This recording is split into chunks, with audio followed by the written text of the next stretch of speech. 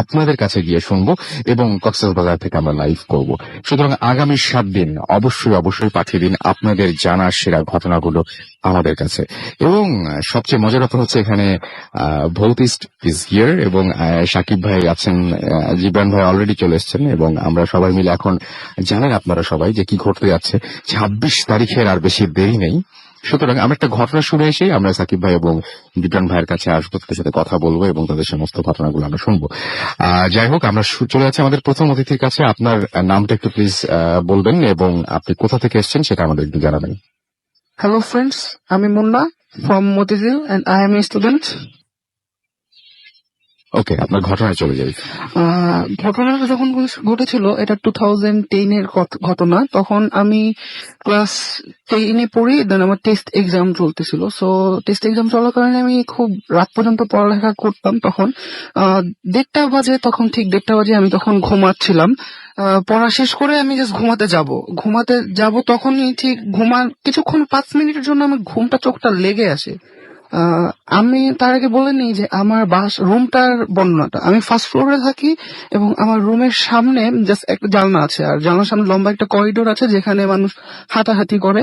দেন ঘুমানোর একটা পর্যায়ে আমি হঠাৎ করে আমার ঘুমটা ভেঙে যায় এবং আমি আমার সরাসরি চোখটা আমার জানলার দিকে পড়ে যায়। জানলার দিকে পড়ার পরেই আমি দেখি একটা শ্যাডো, ব্ল্যাক শ্যাডো, মানুষের একটা শেপের শ্যাডো জাস্ট জানলার সামনে।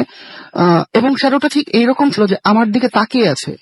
আমি ফিল করতে পারছিলাম যে শ্যাডোটা আমার দিকে তাকিয়ে আছে এবং আই এম টোটালি ফ্রিজ, ভয় পাচ্ছিলাম খুবই। দেন আমি কিছু বলতে পারছিলাম না। 15 সেকেন্ডের জন্য আমি চুপ হয়ে গেছিলাম। দেন আমি কিছু না বলতে পারি হঠাৎ করে চিৎকার করে যে আম্মুকে ডাকবো, তখন শ্যাডোটা জাস্ট আমার সামনে দিয়ে চলে গেল। চলে যাওয়ার এক পর্যায়ে জাস্ট আমি, যদি এরকম হতো যে শ্যাডোটা ওর পাশের ফ্ল্যাটের কেউ ছিল এখানে দাঁড়িয়ে ছিল, সে পাশের ফ্ল্যাটে চলে ঢুকে গেছে, তো দরজা খোলার একটা শব্দ পেতাম, অথবা যদি সে নিতে হেঁটে যেয়ে চলে যেত তাহলে আমরা তাও দরজা তার সেকেন্ডে খুলে আম্মু দেখছে যে কেউ অ্যাকচুয়ালি আছে কিনা ওই জায়গায়। কেউই ছিল না। ইভেন আম্মু পাশের ফ্ল্যাটে যা জিজ্ঞাসা করছে যে আপনারা কি এখানে ছিলেন কিনা, বাট ওখানে টোটালি কেউই ছিল না। এবং আমি জাস্ট কিছুক্ষণের জন্যই খুবই ভয় পেয়েছিলাম। এইটুকুই ছিল। আচ্ছা, আপনি তার মানে ওই দিন আপনি প্রচন্ড ভয় পেয়েছিলেন এবং সেই ভয় পাওয়ার ঘটনাটা আপনি আমার সাথে শেয়ার করলেন। আচ্ছা, আমরা একটু এই মুহূর্তে সাকিব ভাই এবং জিবরান ভাই এখানে আছেন, আমরা কথা বলবো তাদের সাথে। এবং আপনারা সবাই জানেন যে একটা ঘটনা ঘটতে যাচ্ছে এবং এই মানে ফার্স্ট টাইম এরকম একটা ঘটনা ঘটছে বাংলাদেশে। এবং ভূত এফএম এ যারা লিসনার রয়েছেন তাদের জন্য একটা বিরাট সুখবর এটা, কারণ এই ফার্স্ট টাইম আপনারা দেখতে পাচ্ছেন 5টা শর্ট ফিল্ম, যেটা অবশ্যই মানে একদমই মানে আপনাদের পছন্দ মাফিক, যারা ভূত এফএম পছন্দ করেন, যারা প্রচন্ড রকমের সাহসী, সে সমস্ত আমাদের লিসেনাররা এবং সেই সমস্ত মানে শুধুমাত্র লিসেনাররা এখন শুধুমাত্র শুনবেন তাই না, দেখতেও পাবেন। তো আমরা একটু কথা বলি সাকিব ভাই এবং জীবন ভাইয়ের সাথে। সাকিব ভাই, কি অবস্থা? আপনার 26 তারিখের দেরি নাই? Hi everybody, hi Russell. Okay, কি কেমন লাগছে এখন? না, খুব টেনশনে আছি। গুছানো, যেটা তুমি ভালো করে জানো, অডিও ভিজুয়ালের কাজ কখনো শেষ হয় না, till it goes on air. আমি মানে এদিকে কোনোভাবে এরকম মানে ব্যাপার যে মিউজিকটা আপনি করছেন বা সুমন? না, আমরা করছি না, বাট আমাদের খুব কাছের মানুষ একজন করছে, ফারহান, যে ক্রিপ্টিফিটের গিটারিস্ট। আচ্ছা, তো he is doing the music. সে অন্যান্য কাজগুলো যেগুলা তুমি যেটা দেখেছো ডক্টর, ওটার মিউজিকও সে করেছে। একদম খুবই মানে ব্রিলিয়ান্ট কাজ। Farhan, the pressure is on. So কালকে in fact we are getting the entire music done. So 26th is looking like a good prospect. ইনশাআল্লাহ। আজকে যারা মানে নতুন জয়েন করেছেন, যারা জানেন না তাদেরকে একটু বলতেন আবার পুরো ব্যাপারটা। আচ্ছা, পুরো ব্যাপারটা হচ্ছে যে ভৌতিস্ট টিমের সাথে পার্টনারশিপ করেছে একটা ব্র্যান্ডের নামটা আমি বলতে পারি, তুমি নাম বলতে পারো। Bellissimo is basically partnering with Bhootist and a digital company called Mighty Byte, and it was originally Gibran's idea. So we decided that Halloween আসছে, হ্যালোউইন যারা আমরা ওভাবে চিনি না বা ইংলিশ মুভি টুভিতে দেখেছি, এটা একটু বললে ভালো হয়। হ্যালোউইন হচ্ছে মানে বেসিক্যালি আমেরিকান একটা কালচারাল একটা ফেনোমেনা। ওরা 31 তারিখ, অক্টোবরের 31 তারিখকে ধরে নেয় যে ওদিন সব ওদের সবাই বরাত না, মানে ওরা মনে করে যে ওদিন খুব ভূত প্রেতাত্মা যারা আছে সবাই ঘুরে বেড়ায়।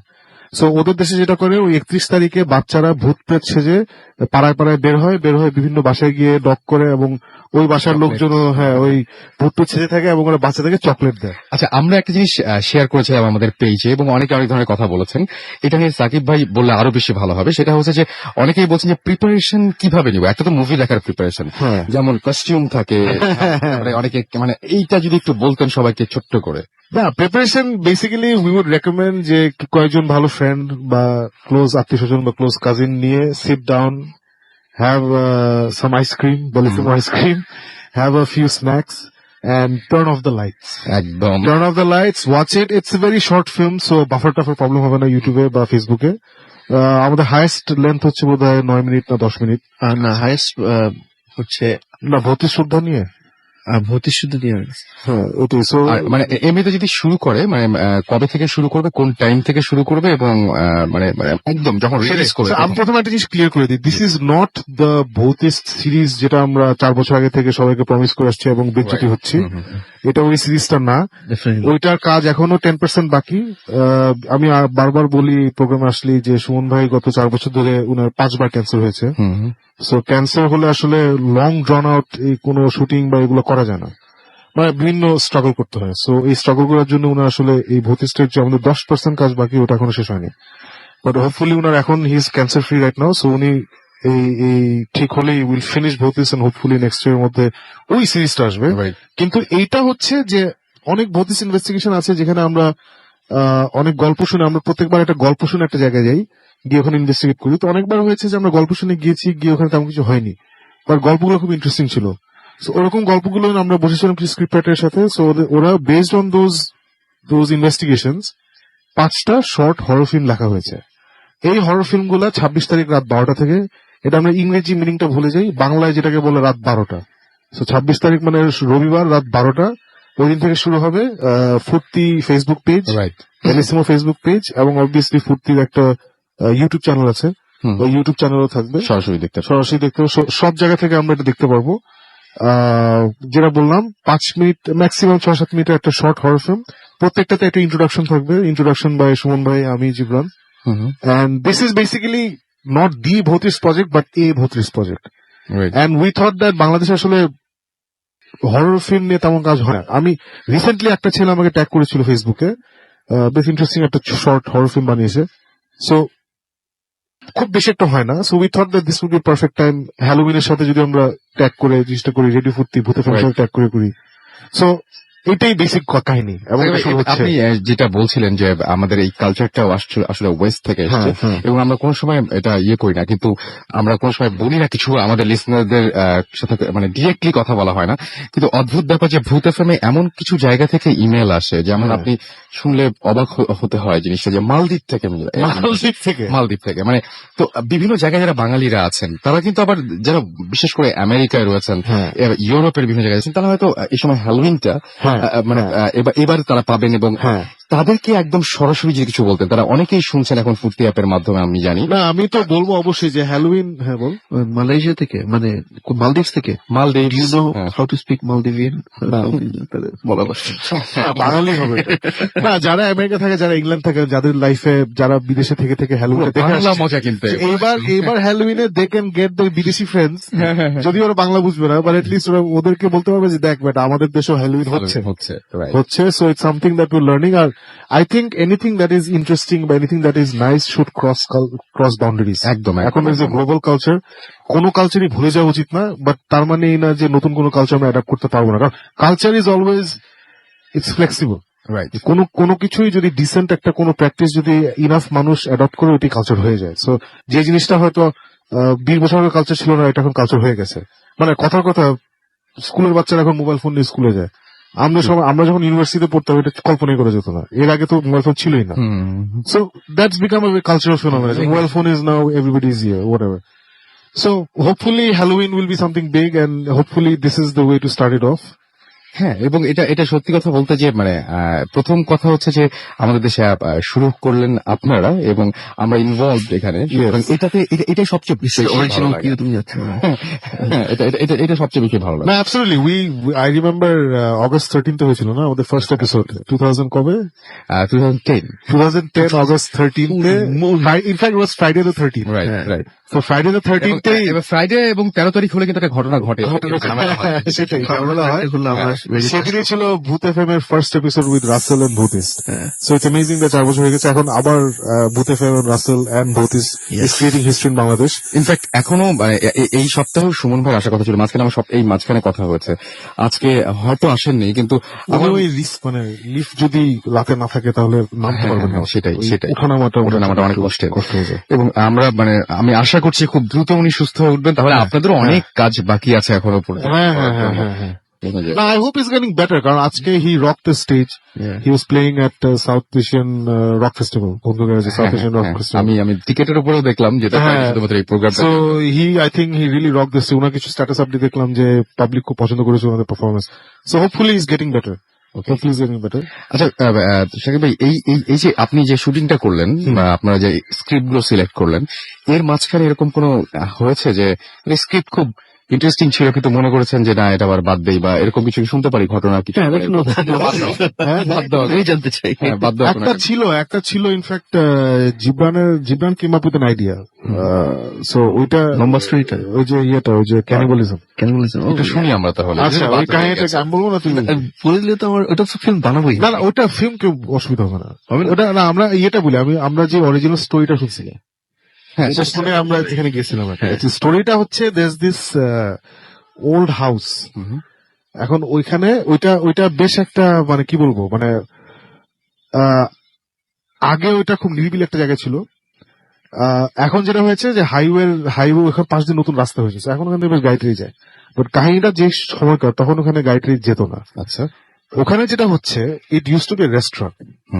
ওকে, it use to be restaurant. এটা ইনফ্যাক্ট জিবরানের থ্রু দিয়েই আমরা যে কাহিনীটা জিবরানকে বলা হয়েছিল, it use to be restaurant. এবং ওখানে কোন রেস্টুরেন্ট বিজনেস সফল হয় না, অনেকবার ওখানে রেস্টুরেন্ট ব্যবসা বসছে। ইনফ্যাক্ট জিবরানের কাছে যে স্টোরিটা বলছিল, ওরা ওখানে লাস্ট অ্যাটেম্প নিয়েছিল রেস্টুরেন্টে, ওখানে মানে ফর হোয়াট এভার রিজন খাবার খুব তাড়াতাড়ি নষ্ট হয়ে যায়।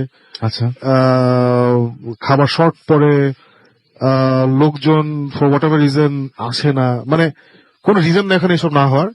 সো রাতের বেলা যেটা হয় যে ওখানে আবার যারা ওয়েটার টেটার যারা পাহারা দেয়, ওরা আবার আওয়াজ টাওয়াজ শুনে জিনিসপত্র নাকি পরে এসে, তো এইগুলা তখন আমরা ইনভেস্টিগেট করে বের করলাম যে ওখানে একটা কাহিনী আছে। কাহিনীটা হচ্ছে ওখানে নাকি একবার কিছু একটা ফ্যামিলি ছিল, দুটা ফ্যামিলি ছিল। সো ওদের মধ্যে একটা ঝামেলা ছিল। সো একদিন একটা ফ্যামিলি আরেকটা ফ্যামিলিকে বলছে যে চলেন আমরা মিটমাট করে ফেলি, সো এটার জন্য আমরা একসাথে বসে প্রথমে একটা মিটিং করি। চলো বলছে ঠিক আছে ফাইন। সো মিটমাট করার জন্য যেটা হচ্ছে যে ওরা ডিসাইড করলো যে ওরা একটা জায়গায় মিট করতে হবে কোথায়, তখন নাকি ওরা ওই রেস্টুরেন্টটাকে ভেন্যু হিসাবে ধরছে। ওই রেস্টুরেন্টটা হয় একটা ফ্যামিলির ছিল অথবা ওদের চীনা পরিচিত কারো ছিল, আমি ঠিক শিওর না, ক্লিয়ার ইয়ে পাওয়া যায় না। এটা কোনো ক্লিয়ার ইয়ে নাই। বাট এনিওয়ে ওখানে তখন দুইটা ফ্যামিলিরই যারা হত্যাকর্তা ছিলেন ওরা ওখানে যায়। এটা বেশ আগের স্টোরি, এটা অ্যাটলিস্ট মানে 60-70 ইয়ার্স আগে। তখন একটা ফ্যামিলি যেটা করে, ওরা আগে থেকে গুন্ডা মুন্ডা পুরো মাফিয়া স্টাইল আর কি, আগে থেকে ওই লোকাল ওদের লোকজন ছিল বলে রাখছে, যেই দুইটা ফ্যামিলি ওখানে ঢুকছে ওই জায়গাটা একটা ফ্যামিলির লোকজন ঘেরাও করে ফেলছে। আচ্ছা, ঘেরাও করে তারপরে they kill the one of the families, মানে family A kill family B, মেরে ফেলছে। মেরে এখন they kill something like 7-8 people. আর এতগুলো লাশ কোথায়, ফ্যামিলির সবাইকে, হ্যাঁ মানে হত্যা করতে যাচ্ছিল, মেরে ফেলছে। মেরে ফেলে এখন লাশগুলা কি করবে, apparently this is আমি জানি না, এগুলো জীবনও জানে না, Nothing is fact. but apparently they cut up the dead bodies and piece করে ফেলেছে, পিস করে এগুলো রান্না করে পরে মানুষকে খাওয়াইছে। ও তো কেন বুঝতেছে এক্স্যাক্টলি। সো এই স্টোরি শুনে আমরা খুব ইন্টারেস্টেড হয়েছিলাম যাতে, তো এই মানে জঘন্য একটা কাহিনী আর কি, যে অ্যাপারেন্টলি ওই ফ্যামিলিকে মেরে তারপরে ডেড বডি কেমনি ইয়ে করবে, কারণ ওরা এবং এটা ঘটেছে এই দেশেই। হ্যাঁ এই দেশে, এবং আজব। মানে ওদের প্ল্যান ছিল যে ওই ফ্যামিলির যারা বাসায় টাসায় ছিল, ওরা তো মানে পাওয়ারফুল মেম্বার গুলো তো সব ওদের কাছে চলে আসছে। বাংলাদেশে ওদেরকে কি বলবে, না ওরা তো বের হয়ে গেছে, আমরা তো জানি না কোথায়। মিনওয়াইল ডেড বডি ডিপোজিট কিভাবে ইয়ে করবে, ওরা কেটে ওটা দিয়ে রান্না করে apparently over the next 2-3 days normal মানুষকে ওরা এটা বাড়ছে খাওয়াইছে। Oh my God. এরপরে নাকি ওখানে বিশাল অভিশাপ পড়ছে একটা, মানে এই কারণ এইটার জন্য, এই এত অলক্ষণ একটা কাহিনীর জন্য এরপর থেকে ওখানে ওই রেস্টুরেন্ট কোনো বিজনেস ওখানে ইয়ে করতে পারে না, রাতের বেলা আওয়াজ হয়, মানে উল্টা পাল্টা জিনিস হয়, হ্যান ত্যান। এবং এটা কিন্তু খুব মানে মজাটা লাগবে যে খাবার খুব তাড়াতাড়ি নষ্ট হয়ে যায়, হ্যাঁ। তারপরে ওই যে শর্ট পরে এই জিনিসগুলো কিন্তু হ্যাঁ মানে ওরা নাকি কোনো হিসাব মিলাতে পারে না, এই না ওই না। সো আমাদেরকে যে কাহিনীটা বলেছিল যে সো ও ফাইনালি ওখানে ব্যবসা করার চেষ্টা করছিল। সো আমরা ওখানে গিয়েছিলাম, গিয়ে we stayed one night, but আমরা কিছু পাইনি।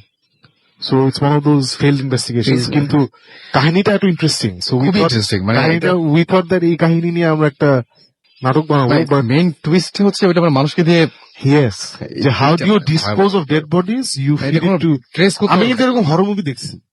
So, এখন আমি জানি না এটা কি বানায় বলছে আমাদেরকে, আমি জানি না, আই ডোন্ট নো এগুলো। বাট তো that's just এখন যে আমাদেরকে কাহিনীটা বলছে উনি হচ্ছেন মানে একদম ইজ এ বয়স্ক মানুষ, মানে বয়স্ক মানে কি, মানে ইজ 45-50, সো ওরকম বয়স। এন্ড উনি থাকে ঢাকার বাইরে, অনেক বাইরে, মানে নর্থের দিকে আর কি, ওদিকে থাকে। সো উনি হরর মুভি দেখার মতো, মানে কিছু মানুষ আছে না, মানে তুমি দেখেই বুঝবে উনি জীবনে হরর মুভি দেখেন নাই। স্বাভাবিক। এটা মানে এমনি তো রেয়ার জিনিস। হ্যাঁ, মানে রাস্তাটা রিক্সাওয়ালা এসে যদি এখন এরকম একটা কাহিনী বলে, রিক্সাওয়ালা তো নিশ্চয়ই হরর মুভি দেখে নাই হলিউডের। সো উনি ওরকম আর কি, মানে খুবই সাধারণ একজন মানুষ। উনি এই কাহিনীটা ওদেরকে বলছে যে এইরকম একটা কাহিনী শুনছি, এই রেস্টুরেন্টে ছিল, আমি যাই না, আপনারা এসে একটু দেখেন। সো আমরা গেছিলাম, গিয়ে ওখানে ছিলাম এক রাত, আমরা কিছু পাইনি, we didn't gate anything. So এই জন্য এটা নিয়ে কখনো কিছু বলি নাই, but we thought the story is very interesting. হ্যাঁ, এবং So, এটাকে ভেবেছিলাম একটা নাটক বানাবো, বাট এটা আনফর্চুনেটলি মানে ওই লোকেশন যাওয়া আসা এগুলো বাজেট কুলায় নেই। বাট এটাকে কিন্তু আমি এখন সেটা দিয়ে আমি এখন বানাই ফেলা, হ্যাঁ। ওটা বলবো না কারণ গিভিং ওয়ে মাই আমি হচ্ছে কেন জিজ্ঞেস করলাম, মানে এই স্টোরিটা শোনার পরে অ্যাটলিস্ট মানুষজন ধারণা করতে পারবে যে স্টোরিগুলো আসছে সেগুলো কিরকম হবে। মানে হ্যাঁ মানে নো ক্যানিবল। মানে না, কিন্তু বাট এতদিন পরে যেহেতু মানে এরকম একটা জিনিস আসছে এবং প্রথমবারের মতো আমার মনে হয় মানে স্টোরি গুলো না রাসেল তুমি দেখবা তো কালকেই, কালকে না পরশুদিন থেকে মানে ভেরি সিম্পল, খুব সিম্পল, লাস্টে একটা থাপ্পড় থাকবে, বুঝছো, এন্ডিংটা একটা চট। আমি তো শুটিং এর ছবিগুলো দেখেছি, তো মানে ইট ডাজন্ট গিভ কালকে থেকে কি আপনি আসলে মানে আপনার পেজে আরো কিছু মানে ছবিগুলো আমার মনে হয় শেয়ার করা উচিত, মানুষজন দেখতে থাকুক, এই জিনিস দেখি রিলিজ করা যায়। আর আমার মনে হয় যে আরেকটা জিনিস সেটা হচ্ছে যে যখন সিনেমাগুলো চলবে সেই সিনেমার পরে কি এরকম কোনো সুযোগ থাকবে কিনা যে ওই শুটিং এর কিছু ছবি টবি বা এরকম কিছু দেখে। ওইভাবে ছবি নেওয়া হয়নি মনে হয়, আমরা মানে 4 দিনে 5টা শুট করেছি। হুম। আমি অনেস্টলি স্পিকিং লাস্ট ডেতে আমার একটা ব্রেক ছিল যেখানে আমি শাকিরের পাশে এসে বসছি, আমি আমার ভেন্যুর ছবি নিছি, দ্যাটস অ্যাবাউট ইট। আর Time পাইনি আসলে, ছবি মানে টবি- যা ছবি আছে হচ্ছে আমার ক্যামেরাম্যানকে রেফারেন্স দেখানোর জন্য, এই ধরো আচ্ছা এই ফ্রেমটা ধরো। সো ওইটা ছাড়া কিছু নেই, সো ওখানেও কিছু বলতে পারবো না আমি। But না দিলে একটা ভালো লাগবে যে you'll actually have fun watching the হ্যাঁ, সেটাই। আমরা একটা ছোট্ট বিরতিতে যাব, তার আগে বলি যে আমরা এই যে একটু আগে বলছিলাম যে আউটডোরে যাব আমরা, এবং সেই আউটডোর থেকে আবার একটা লাইভ করার ইচ্ছা আছে, এবং এই আউটডোর থেকে লাইভ করব যা আমি বললাম যে কক্সবাজারের যারা আছেন তাদের কাছ থেকে আমি স্টোরি চেলাম, সেই সাথে আমি বলছি যে যারা আপনারা বন্ধু গ্যারেজের যারা আছেন তারা এই ট্যুরে যদি আপনারা জয়েন করতে চান তাহলে সাইন আপ করুন এবং আপনি চলে যান www.bondhugarage.club, এবং আমি স্পেলিংটা বলছি www.bondhu তারপরে একই সাথে GARAGE.CLUB, এই বন্ধু ক্লাব, এখানে আপনি সাইন আপ করে ফেলুন, এবং মানে বন্ধু গ্যারাজ .club এখানে আপনার চলে যেতে হবে এবং সেখানে সাইন আপ করে ফেলতে হবে এই গ্রুপে, এবং আশা করছি যে আপনাদের মধ্যে থেকে অনেকেই সিলেক্টেড হবেন এবং অনেকে আমাদের সাথে যেতে পারবেন, সেটা আশা রাখছি। যাই হোক, আমাদের কাছে বেশ কিছু SMS রয়েছে, অনেকে SMS করছেন আমাদেরকে, দেখতে পাচ্ছি মিরপুর থেকে লিখেছেন একজন, নামটা লিখেননি আমাদেরকে, এছাড়াও দেখতে পাচ্ছি রাব্বি লিখেছেন নারায়ণগঞ্জ থেকে, এবং আজকে সত্যি ভয় করছে। যে ঘটনা বললেন সেই ঘটনাটা ভয় তো বটেই, কিন্তু ঘটনাটা খুবই আজব, মানে এরকম ধরনের ঘটনা পাওয়া যায় না আসলে। পাপড়ি ভূতের গলি থেকে লিখেছেন যে আজকে আপনার আজকে তার বার্থডে, জন্মদিনের অনেক অনেক শুভেচ্ছা। Happy birthday. এবং এবং তিনি বলছেন যে আমি ব্ল্যাক ম্যাজিকের মধ্যে পড়ে গেছি, আমার জন্য শুধু দোয়া করবেন সবাই। ওকে, আমরা দেখতে পাচ্ছি সাগর এসএমএস করেছেন আমাদেরকে, এছাড়াও মহাইমিন আমাদের এসএমএস করেছেন নড়াইল থেকে। সাকিব ভাই, জিবরান ভাই কেমন আছেন জানতে চেয়েছেন। খুবই খারাপ। ভালো আছে মাসুম। এবং বলছেন যে কালকে ম্যাথ এক্সাম, তারপরে শুনছেন। ও সাবাস। It will help you with your maths. এবং ম্যাথের পরে আপনার মানে কি বলবো, যে ঠান্ডা করার জন্য, মগজটা ঠান্ডা করার জন্য আসছে কিছু, মানে একদম মানে ঠান্ডা স্রোত বয়ে যাবে আপনার শরীরে, এরকম কিছু মুভিজ, যেটা পরপর 5টা, ওরে বাবা ডাবল ডোজ শুনেছি, কিন্তু এটা একদম মানে নো লেটার পরপর 5টা, মানে ব্যাপারটা খুব আমার কাছে 5টা ওরকম ভাবে মনে হলো কি আমি একটা লোগো চিন্তা করলে আগে পেন্টাগ্রামটা আঁকতাম। পেন্টাগ্রাম দিয়ে আমরা একটা পোস্টার বানাইছিলাম, আচ্ছা। ক্লায়েন্ট বলছে যে না এটা বেশি দিও না। Actually, the history behind pentagram is a symbol of actually good earth. ও আচ্ছা, এটা কিন্তু খ্রিস্টানরা এসে Don't take all the fun away, Jibran. It's evil. Let's stick to it. হ্যাঁ সেটাই, মানে I don't know why. It's I'm misconception. হ্যাঁ ঠিক আছে, it's fine. আমরা একটা ছোট্ট বিরতি নিয়ে আসি, এবং বিরতির পরে আমরা ফেসবুকে আপনারা যারা কানেক্টেড আছে আমাদের সাথে, সেই সাথে যারা এসএমএস করছেন, তাদের সব এসএমএস গুলো ইনশাল্লাহ একটা একটা করে পড়বো, এবং আরো কথা হবে জীবন ভাই এবং সাকিব ভাইয়ের সাথে। একটা ছোট্ট বিরতির পরে আবার ফিরছি। স্টে টিউনড টু রেডিও ফুর্তি এন্ড ডোন্ট স্টপ দ্য ফুর্তি। Boot FM. The night comes alive.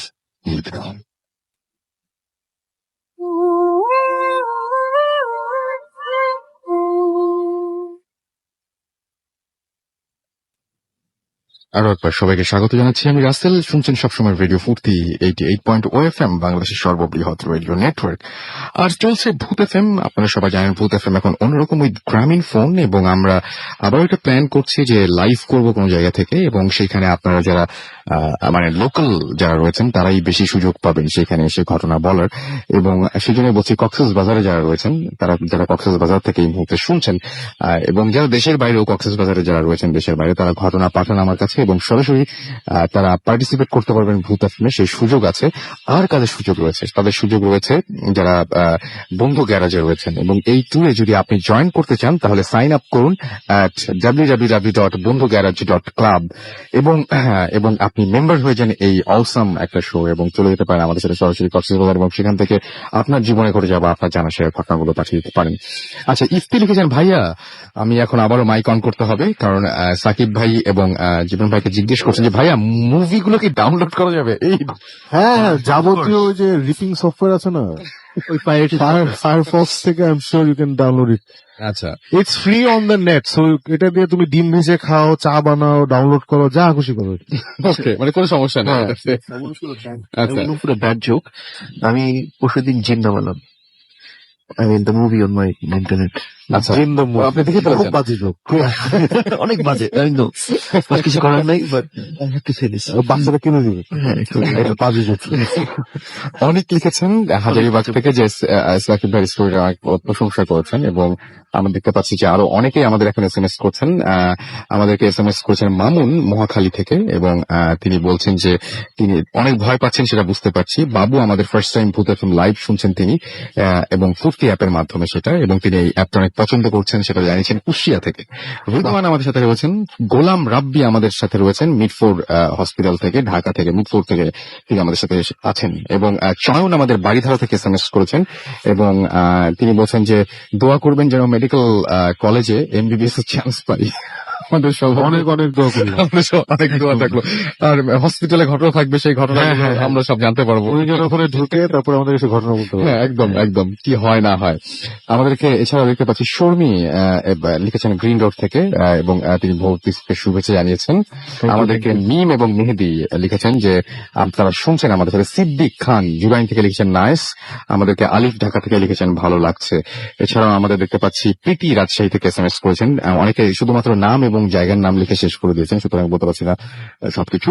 Chittagong থেকে নওশাদ লিখেছেন, ভাইয়া আজকে ভূত ফিল্মটা অসম। হ্যাঁ, আরো বেশি মানে অসম তো অবশ্যই, এবং সেই সাথে স্পেশাল জীবন ভাই এবং সাকিব ভাইয়ের কারণে।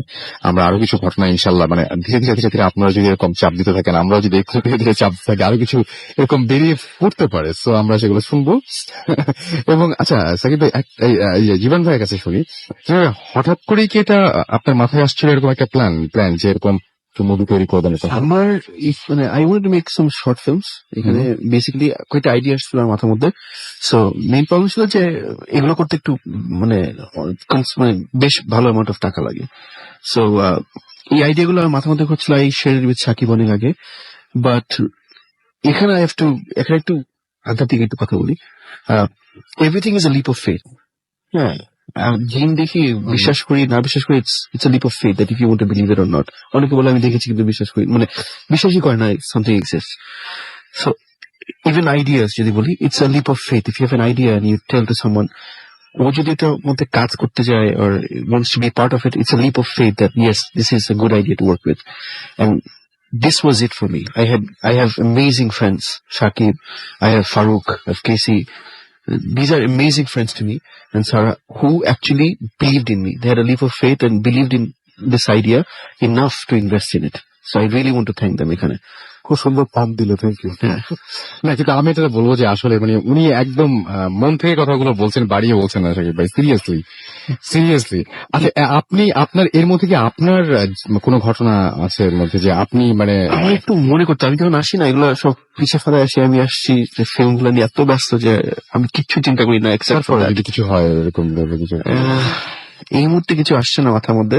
বাট আমার বাসার গল্প বলতে পারি, আগের বাসা যেখানে সুমন ভাই একবার গিয়েছিল। আমি ঠিক সুমন ভাই এটা বলেছে, এটা অ্যাকচুয়ালি সাকিব ভালো বলতে পারবে। একবার আমাদের একটা ইনভেস্টিগেশন যাওয়ার কথা। সো হঠাৎ করে আমার মা ফোন করে আমাকে যে এক্ষুনি বাসায় আসো। তখন আমরা পুরো প্যাক ট্যাক রেডি হয়, তুমি কোথাও টাউনের বাইরে যাওয়ার কথা প্ল্যান করছো? আমি বলছি, আমি বলি না ওদেরকে আমি কোথায় যাই আর কোথায় আসি। বলছি হ্যাঁ যাচ্ছি, আমি কোথায় মানে একটা কাজে যাচ্ছি আমি, সাকিব সুমন ভাই। তখন ভৌতিস আমি বলতামই না বাসা বলতে এগুলা। সো বলে এখনই বাসায় আসো, কারণ I need to talk to you, সবাইকে নিয়ে আসো। তাহলে কেন হঠাৎ, মানে আমি তো চেতে গেছি, হোয়াট, হাউ ডেয়ার ইউ আমার ফ্রেন্ডদেরকে বাসায় নিয়ে আসতে বলো। সো ওদের বাসায় নিয়ে আসতে বলে প্লিজ আসো। আমার বাবা ফোন করে বললো, বাবা ইউজুয়ালি নেভার কলস মি অ্যাবাউট দিস, কারণ আমার বাবা জানে এগুলো। বলে জাস্ট মা বলছে নিয়ে আসো। কি মানে তো বাসায় আসলাম, আমি তো সাকিবকে বলছি যে ডোন্ট এগ্রি টু এনিথিং, এগুলো বলে যাই কিছু বলে। সো আসছি বাসার মধ্যে বসছি।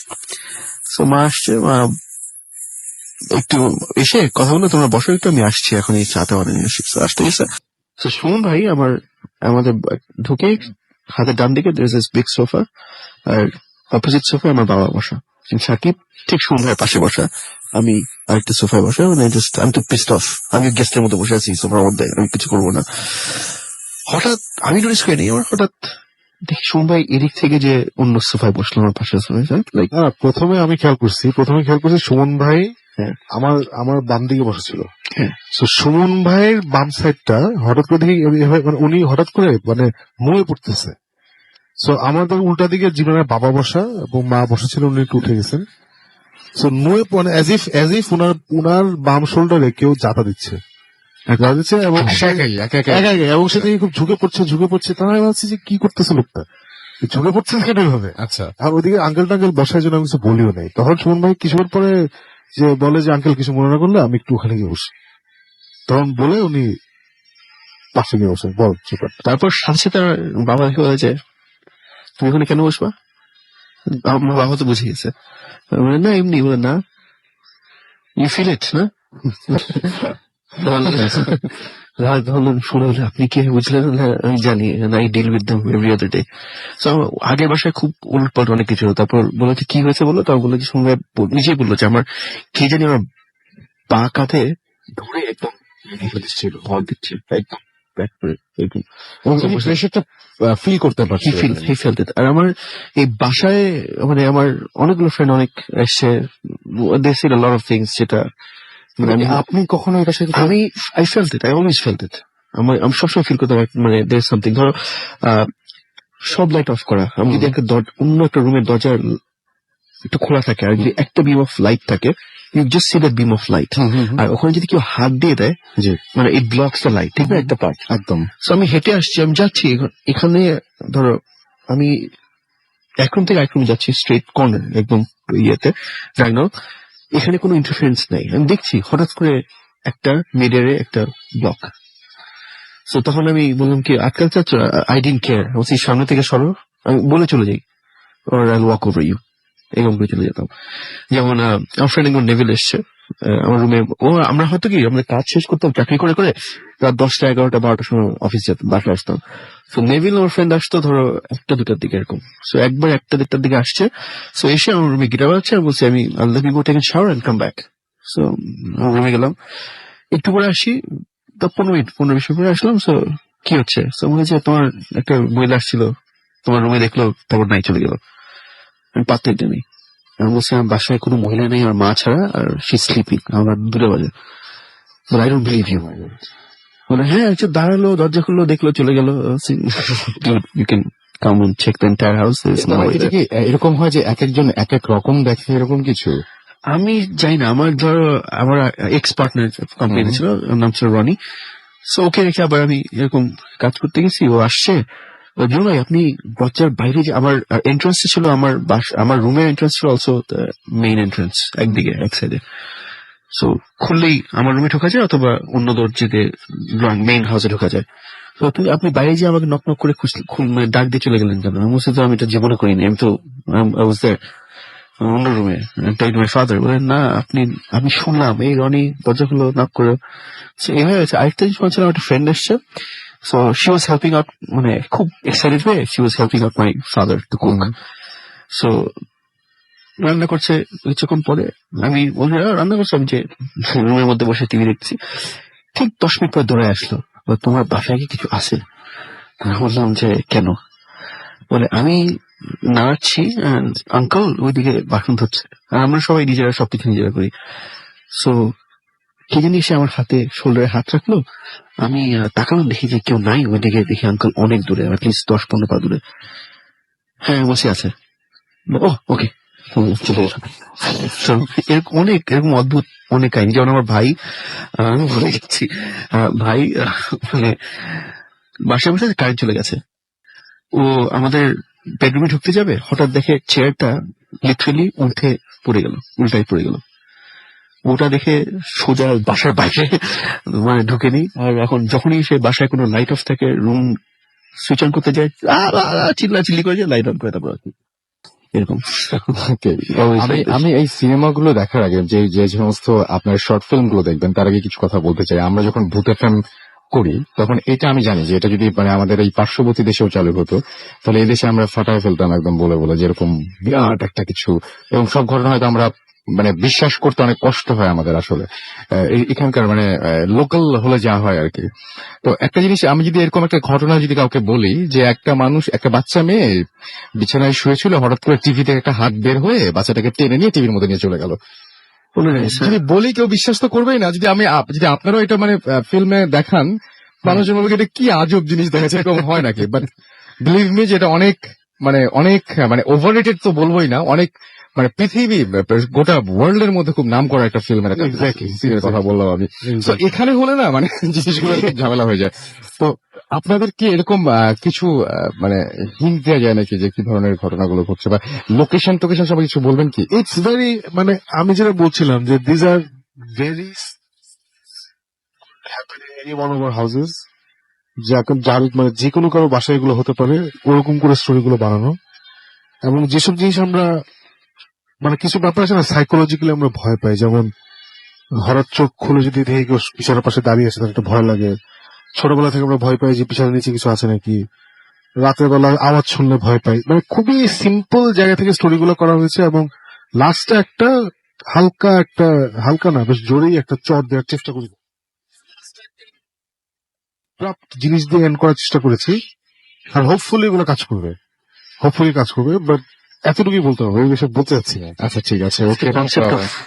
ভয় কি আমরা আসলে ভয় কিন্তু মানে it's the most normal thing.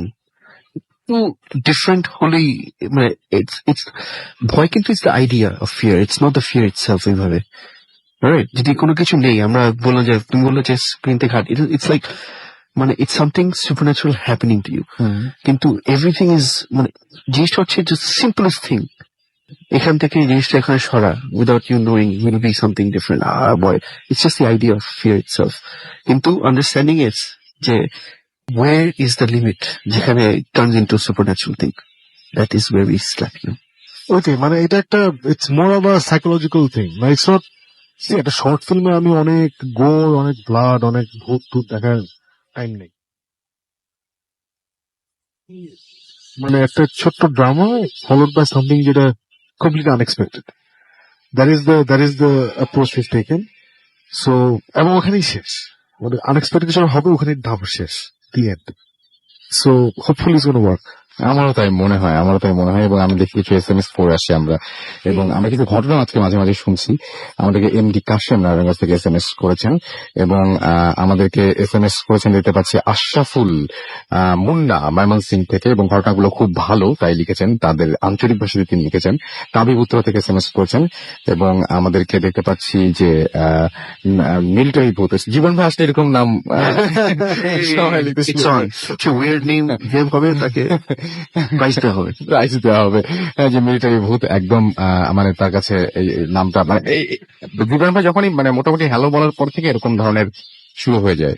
Jisan, অশ্রু, রিয়াজ এবং সাইদুল তারা মিরপুর 1 থেকে তারা লিখেছেন যে আপনারা সবাই ভূত FM শুনছেন। নুসরাত আমাদের SMS করেছেন এবং লিখেছেন প্লিজ প্রে ফর মি। আমাদেরকে লিখেছেন আবরার হাজারিবাগ থেকে, এবং আমাদেরকে এছাড়াও নাজ ধানমন্ডি 3 থেকে লিখেছেন, এবং তিনি বলছেন যে ধানমন্ডি থেকে লিখেছেন যে 3 বছরের মেয়েকে নিয়ে তিনি শুনছেন, শি লাভস ভূত FM। ওকে, আমাদেরকে এছাড়াও নিলয় SMS করেছেন, আরো অনেকে SMS করছেন। আমরা একটা ছোট ব্রেক নিয়ে আসি না, একটা ছোট ব্রেক নিয়ে আসে, তারপরে আবার আমরা ঘটনায় ফিরে যাব। সেই পর্যন্ত আমাদের সাথেই থাকুন। এবং আমি দেখতে পাচ্ছি যে তন্ময় উত্তরা থেকে লিখেছেন যে সাকিব ভাইয়া এবং জিবরান ভাইয়া, এবং আচ্ছা এটা কি আপনি জানেন আসলে কোন বিষয়ে কথা বলছেন উনি? Grave encounter, right? I think his talking about, উনি একটা গল্প রিমেম্বার করছেন যেটা আমরা অনেক আগে বলছিলাম সুমনের সাথে, একটা ইনভেস্টিগেশন নিয়ে। আচ্ছা, সুমন ভাই একটা গ্রেভের মধ্যে শুয়েছিলেন এরকম কিছু একটা, Yes, I think that's the one he's talking about. ওইটাই মনে হয় গ্রেভ এনকাউন্টার। আমার তাই মনে হচ্ছে যে এটাও মনে হয় ওই যে ঢাকার বাইরে কোথাও হ্যাঁ, ঢাকার বাইরে ঘটনা ছিল ওইটা, একদম মানে যাতা একদম যাতা। এবং সবচেয়ে বেশি ইয়ে ছিল যে আপনাদেরকে যখন মানে বললো যে না আমি একাই থাকবো এখানে, এটা আরো যাতা। ওটা আমাদের তাহলে বোঝো কি অবস্থা ছিল, ওখানে সবাই একলা থেকে।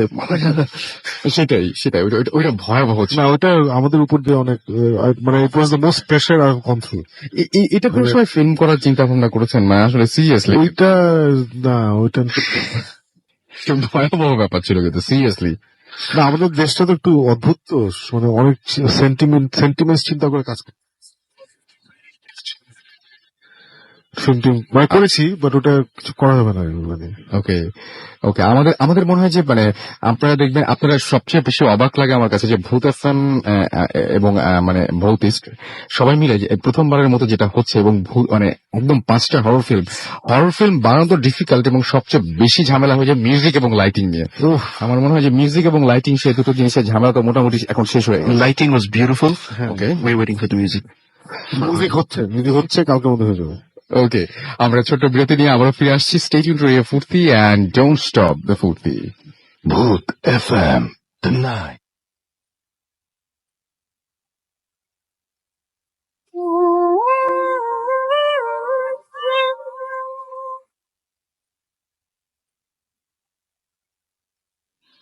শুনছেন সবসময় রেডিও ফুর্তি 88.2 FM।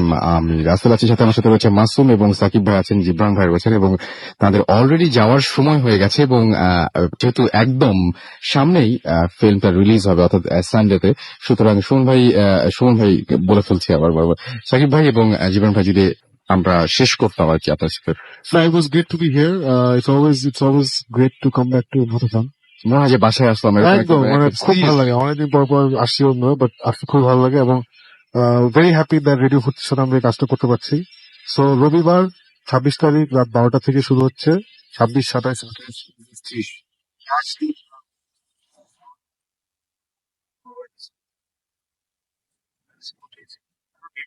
YouTube channel. So see everybody there. Hope you enjoyed the films and যেহেতু শেষ time before the film ends, I'd like to thank all the actors who participated. I'd like to thank my আমাদের amazing crew.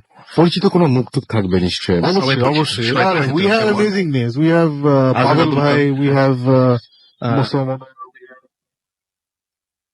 We have a lot of people. হ্যাঁ, in fact movie actor আছে সুমিত, তারপর স্বর্ণা, আলিফ, সব মানে Known faces. known faces, I'm not, and you know, I was মানে it was a privilege to work with all of them. Like, খুবই ভালো লেগেছে আর সবাই was so cooperative. একটা নতুন নামও আসছে, আলিফ, and there's this new girl Novaira. She just lux শেষ করলো, না ওইটা মাটাকে প্লে করলো গুরু মিঠু আপা। মানে উনি খুবই পরিচিত মানে খুবই these are পরিচিত names will see. সবাই দেখেছেন, amazing help. আমরা সবাই একসঙ্গে দেখেছি। আপনি Fantastic. সাকিব ভাই, আপনি কয়টার সময় দেখবেন বলেন আপনি? আমি তো লঞ্চ টাইমই দেখবো। আচ্ছা, আমরা তাহলে সবাই ওই টাইমটাই দেখবো যারা যারা আছে এভাবে মানে 100%. I'm just excited, and I hope you enjoy it as much as when we enjoyed making আর it. সবাই প্লিজ একটু দোয়া করবেন ফর সুমন ভাই, হ্যাঁ, so that it please, gets please, better, please. so that ভৌতিস্টের যে অরিজিনাল যে সিরিজটা that gets back on track. এটা একটা বিরাট মানে কারণও আছে, সেটা হচ্ছে যে সুস্থ হলে এটা তো চালু হবেই, আর আপনারা অনেক ধরনের ইনভেস্টিগেশনের অনেক স্টোরি জানতে পারবেন, যে কি হলো না হলো এগুলো সব জানতে পারবেন। সো আমরা খুবই চাচ্ছি, মন থেকে চাচ্ছি, একদম সবাই, আসলে সবাই চাচ্ছেন। গতদিনও অনেকে ইমেল করেছেন। সো আমার মনে হয় যে খুব দ্রুত সুস্থ হয়ে আসবেন। All people who are listening abroad, হ্যাঁ, বাইরে Thank you so in fact much. আমাদের ইনফ্যাক্ট ফ্রেন্ড তো সবসময় ছিল Faisal Jalal. Faisal Jalal, we miss you, man. Hearing this, and anyway, so everybody all around the world, thank you very much.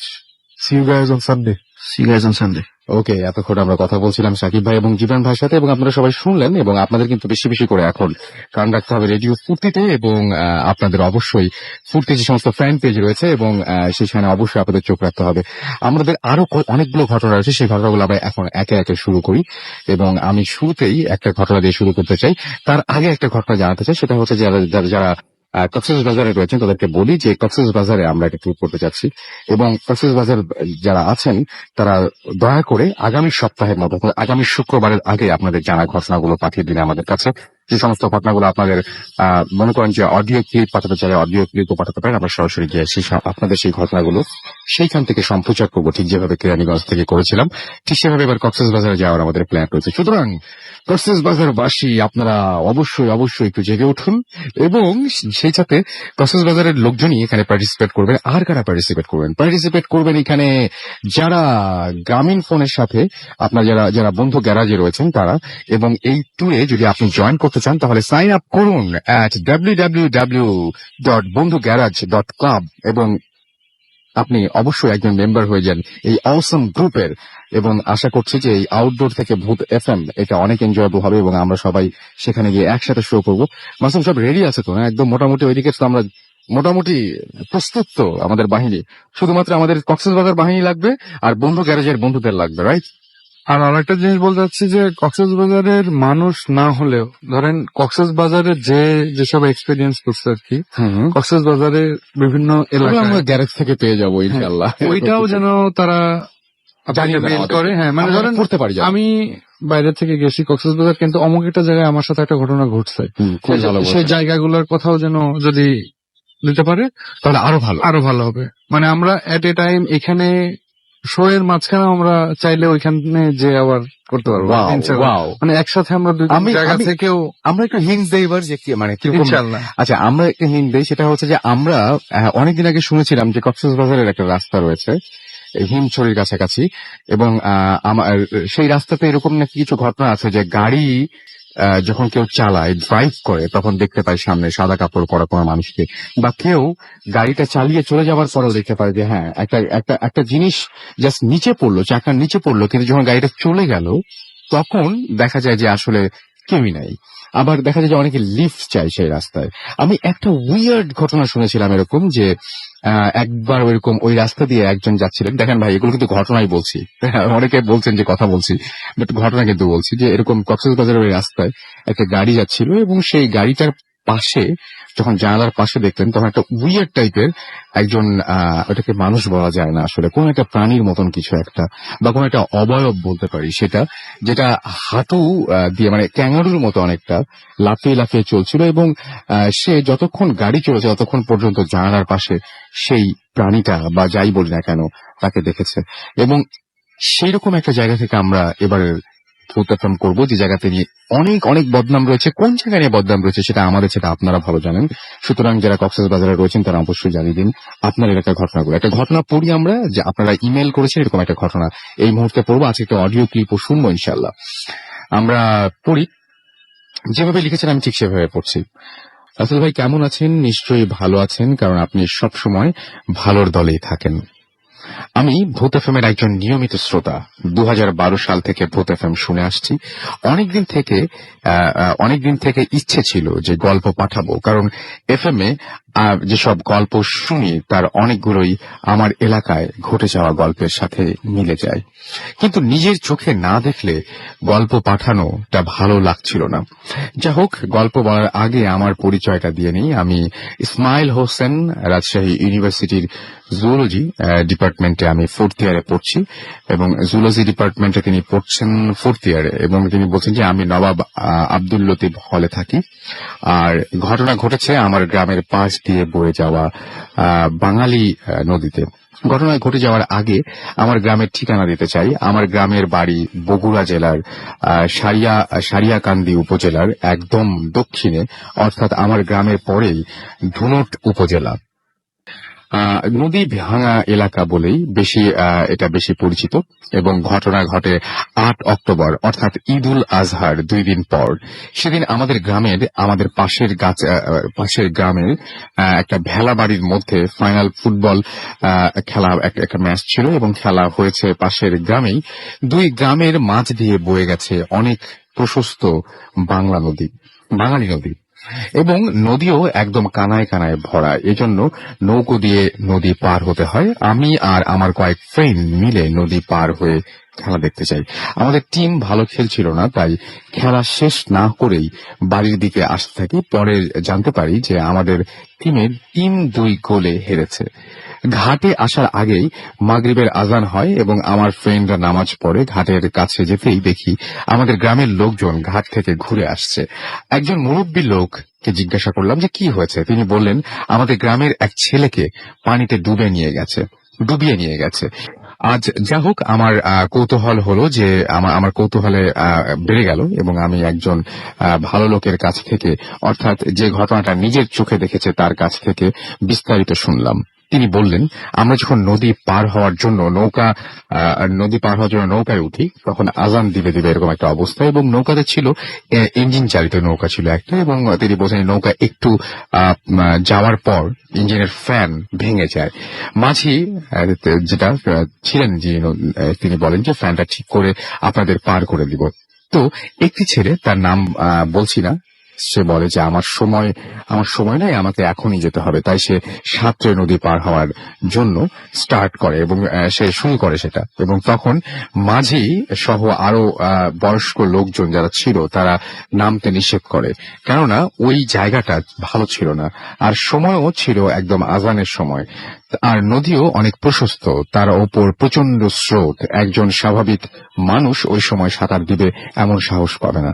সে কারো কথা না শুনে স্টার্ট করলো এবং যেতে শুরু করলো এবং সে পানিতে ঝাঁপ দিয়ে যাওয়া শুরু করলো। কিছু যাওয়ার পরে সে আবার নৌকার দিকে আসার চেষ্টা করে, আর নৌকাটা তার দিকে যাওয়ার জন্য হাত ইশারা করে।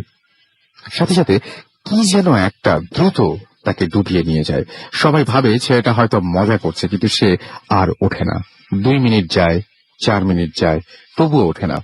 সবাই বলা বলি করতে শুরু করে যে একজন সাধারণ মানুষ তো এত সময় ডুব দিয়ে থাকতে পারে না। তখন সবাই ভয়ে ভরা চোখে পানির দিকে তাকিয়ে থাকে। তখন ছেলেটি জীবিত বা মৃত অবস্থায় কখন ভেসে উঠবে। মাঝি ঘটনাটা বুঝতে পেরে লোকজনদের নিয়ে নামিয়ে দেয় এবং দ্রুত জায়গা থেকে নৌকাটা অন্য জায়গায় নিয়ে যায়। মাঝি সেদিন আর কাউকে পার করেনি, তাই আমরা পাশের গ্রাম দিয়ে হেঁটে বাড়ি যাই।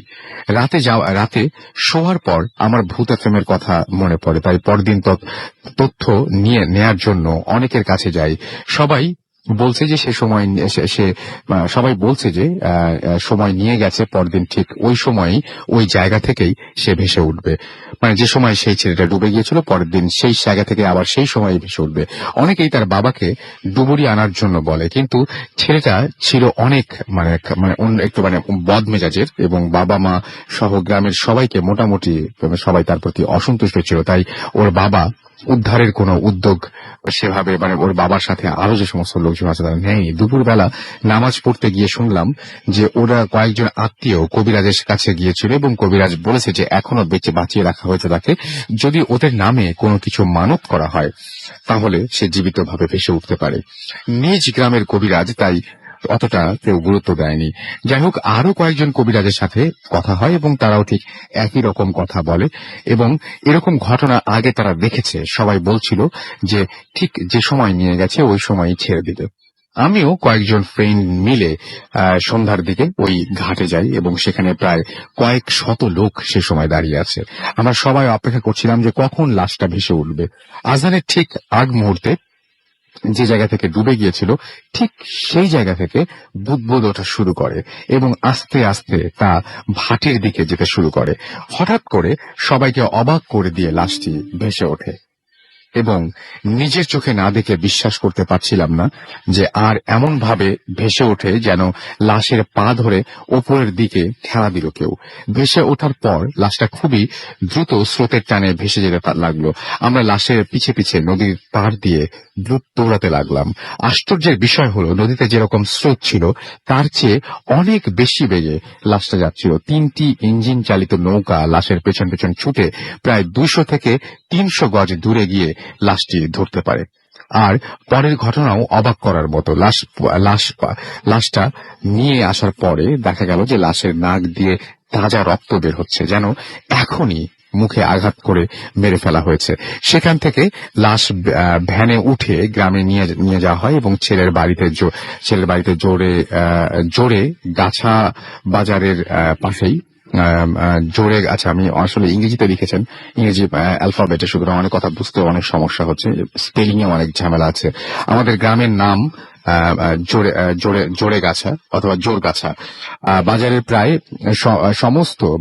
সমস্ত লোক লাশ দেখতে আসে আর সবাই লাশ দেখে অবাক হয়, কেননা লাশের মুখটা অস্বাভাবিকভাবে ফুলে উঠেছিল, কিন্তু বুক থেকে পায়ের দিকটা ছিল স্বাভাবিক। যাই হোক, যারা লাশ গোসল করান তারা ভয় পেয়ে লাশটা গোসল করাতে চান না। পরে কে গোসল করিয়েছে তা জানতে পারিনি। পরদিন যারা লাশটি নদী থেকে উঠেছিল তাদের একজনের কাছ থেকে শুনলাম যে লাশের ঘাড় মটকানো ছিল। এত সব ঘটনার পর আর জানা যায় শরীক মানে হতে পারিনি। যাই হোক, এই ছিল মোটামুটি ঘটনা, এবং যদি আমার কাছে খুব অদ্ভুত লেগেছে যে এরকম আমি অনেকের কাছেই শুনি যে যে জায়গা থেকে লাশ নিয়ে যায় আবার সেই জায়গা থেকে একটা নির্দিষ্ট সময় পরে ভেসে ওঠে। এটা কিভাবে সম্ভব? আসলে এটা তো সম্ভব হওয়াটা মানে আমাদের কাছে শুনলে খুব আজব লাগে, কিন্তু যে জায়গা থেকে লাশটা নিয়ে যাওয়া হয়েছিল সেই জায়গাতে আবার ফেরত দেওয়া হয়। এই ঘটনা খুবই অদ্ভুত ব্যাপার। আমি দেখতে পাচ্ছি পিউল আমাদের লিখেছেন বাগেরহাট থেকে যে রাসেল ভাই অসাম স্টোরি, থ্যাঙ্কস। স্বপন আমাদের লিখেছেন হালুয়াঘাট থেকে, আই লাভ ভূত এফএম। আকাশ লিখেছেন আমাদেরকে, রাসেল চিটাগং থেকে লিখেছেন, চকবাজার থেকে লিখেছেন ঘটনাটা অসাম। জাহাঙ্গীর লিখেছেন অনেকদিন পর ভৌতিস টিমকে শুনছি। আমাদেরকে এছাড়াও দেখতে পাচ্ছি মোস্তাক লিখেছেন যে রাসেল ভাই আমাদের গ্রামের বাড়ি লক্ষ্মীপুর থেকে ভূত এফএম ভালোভাবে মানে শুনতে পাচ্ছেন না তিনি। আমি বলবো যে আপনি ফুর্তি অ্যাপ ইউজ করেন এবং আপনি SMS পাঠানোর সঙ্গে সঙ্গে সেই লিঙ্কটা কিন্তু চলে গেছে। সাকিন আমাদের লিখেছেন যে আই এম ফিলিং, তিনি আচ্ছা আমাদেরকে তিনি হচ্ছে অনেক ভয় পাচ্ছেন সেটা বোঝানোর চেষ্টা করেছেন। আমাদেরকে এছাড়াও বনশ্রী থেকে আলতাইর SMS করেছেন এবং ড্রিম নিয়ে ফিল্মগুলো অসম হয় তাই তিনি লিখেছেন। আকাশ লিখেছেন যে আকাশ আলামিন লিখেছেন যে দুই ভাই তারা শুনছেন। হিমেল সাকিব ভাইদের স্টোরিগুলো কবে রিলিজ করবে ইত্যাদিও বলেছেন তারা। তারপরে বলছি 26 তারিখে। পিয়াসা মুন্সিগঞ্জ থেকে আমাদের SMS করেছেন, লিখেছেন আই লাভ ভূত এফএম। সাগর যাত্রাবাড়ি থেকে SMS করেছেন, যাত্রাবাড়ি নবীনগর থেকে, এবং তিনি বলছেন রাসেল ভাই অসম লাগছে স্টোরি। আরো অনেক স্টোরি রয়েছে, সুতরাং একে একে আমরা সেগুলো শুনবো। এছাড়াও দেখতে পাচ্ছি যে আরো অনেকেই আমাদেরকে এখানে SMS করছেন, আমাদের ফেসবুকেও অনেকে কমেন্ট করেছেন, এবং আমাদেরকে দেখতে পাচ্ছি যে খুব ভয় লাগছে লিখেছেন আসমাউল হুসনা কেয়া। ওকে, আসমাউল হুসনা কেয়া লিখেছেন অনেক ভালো লাগছে তার কাছে। এছাড়াও আমি দেখতে পাচ্ছি যে আরো অনেকেই দেখতে পাচ্ছি আমাদের SMS এখানে কমেন্ট করেছেন এবং আমাদেরকে এমডি রনি খান লিখেছেন ভূত এফএম শুনলে তার তেমন ভয় করে না, হাসি পায় না, তবে তার ঘুম এসে যায়। বাহ, চমৎকার। ভূত এফএম আপনার কাছে একটু এরকম সিলেক্টিভ লাগে। আচ্ছা, যাই হোক, সিলেক্টিভ টাইপের ডোজ হিসেবে কাজ করে ভূত এফএম, সিলেক্টিভ টাইপের ডোজ। ওকে, ফাইন, নো প্রবলেম, কোনো সমস্যা নেই। এবং আমাদেরকে এছাড়াও দেখতে পাচ্ছি যে ভালো লাগছে তো লিখেছেন এমডি আফিন। আমাদেরকে এছাড়াও লিখেছেন নিশ্চুপ আলী, লিখেছেন যে কাহিনী কখন কাহিনী হবে ভালো, শুরু হবে ভালো। আমি বুঝতে পারিনি আপনার এটা কি লিখেছেন, কাহিনী কখন শুরু হবে ভালো, এর মানে কি আমি বুঝতে পারলাম না। যাই হোক, এটা ফেসবুকে আছে, আপনারা দেখতে পারেন। আমাদেরকে এছাড়াও দেখতে পাচ্ছি আরো অনেকেই এখানে কমেন্ট করছেন। আপনি যদি কমেন্ট করতে চান তাহলে চলে যান www.facebook.com/radio.futi।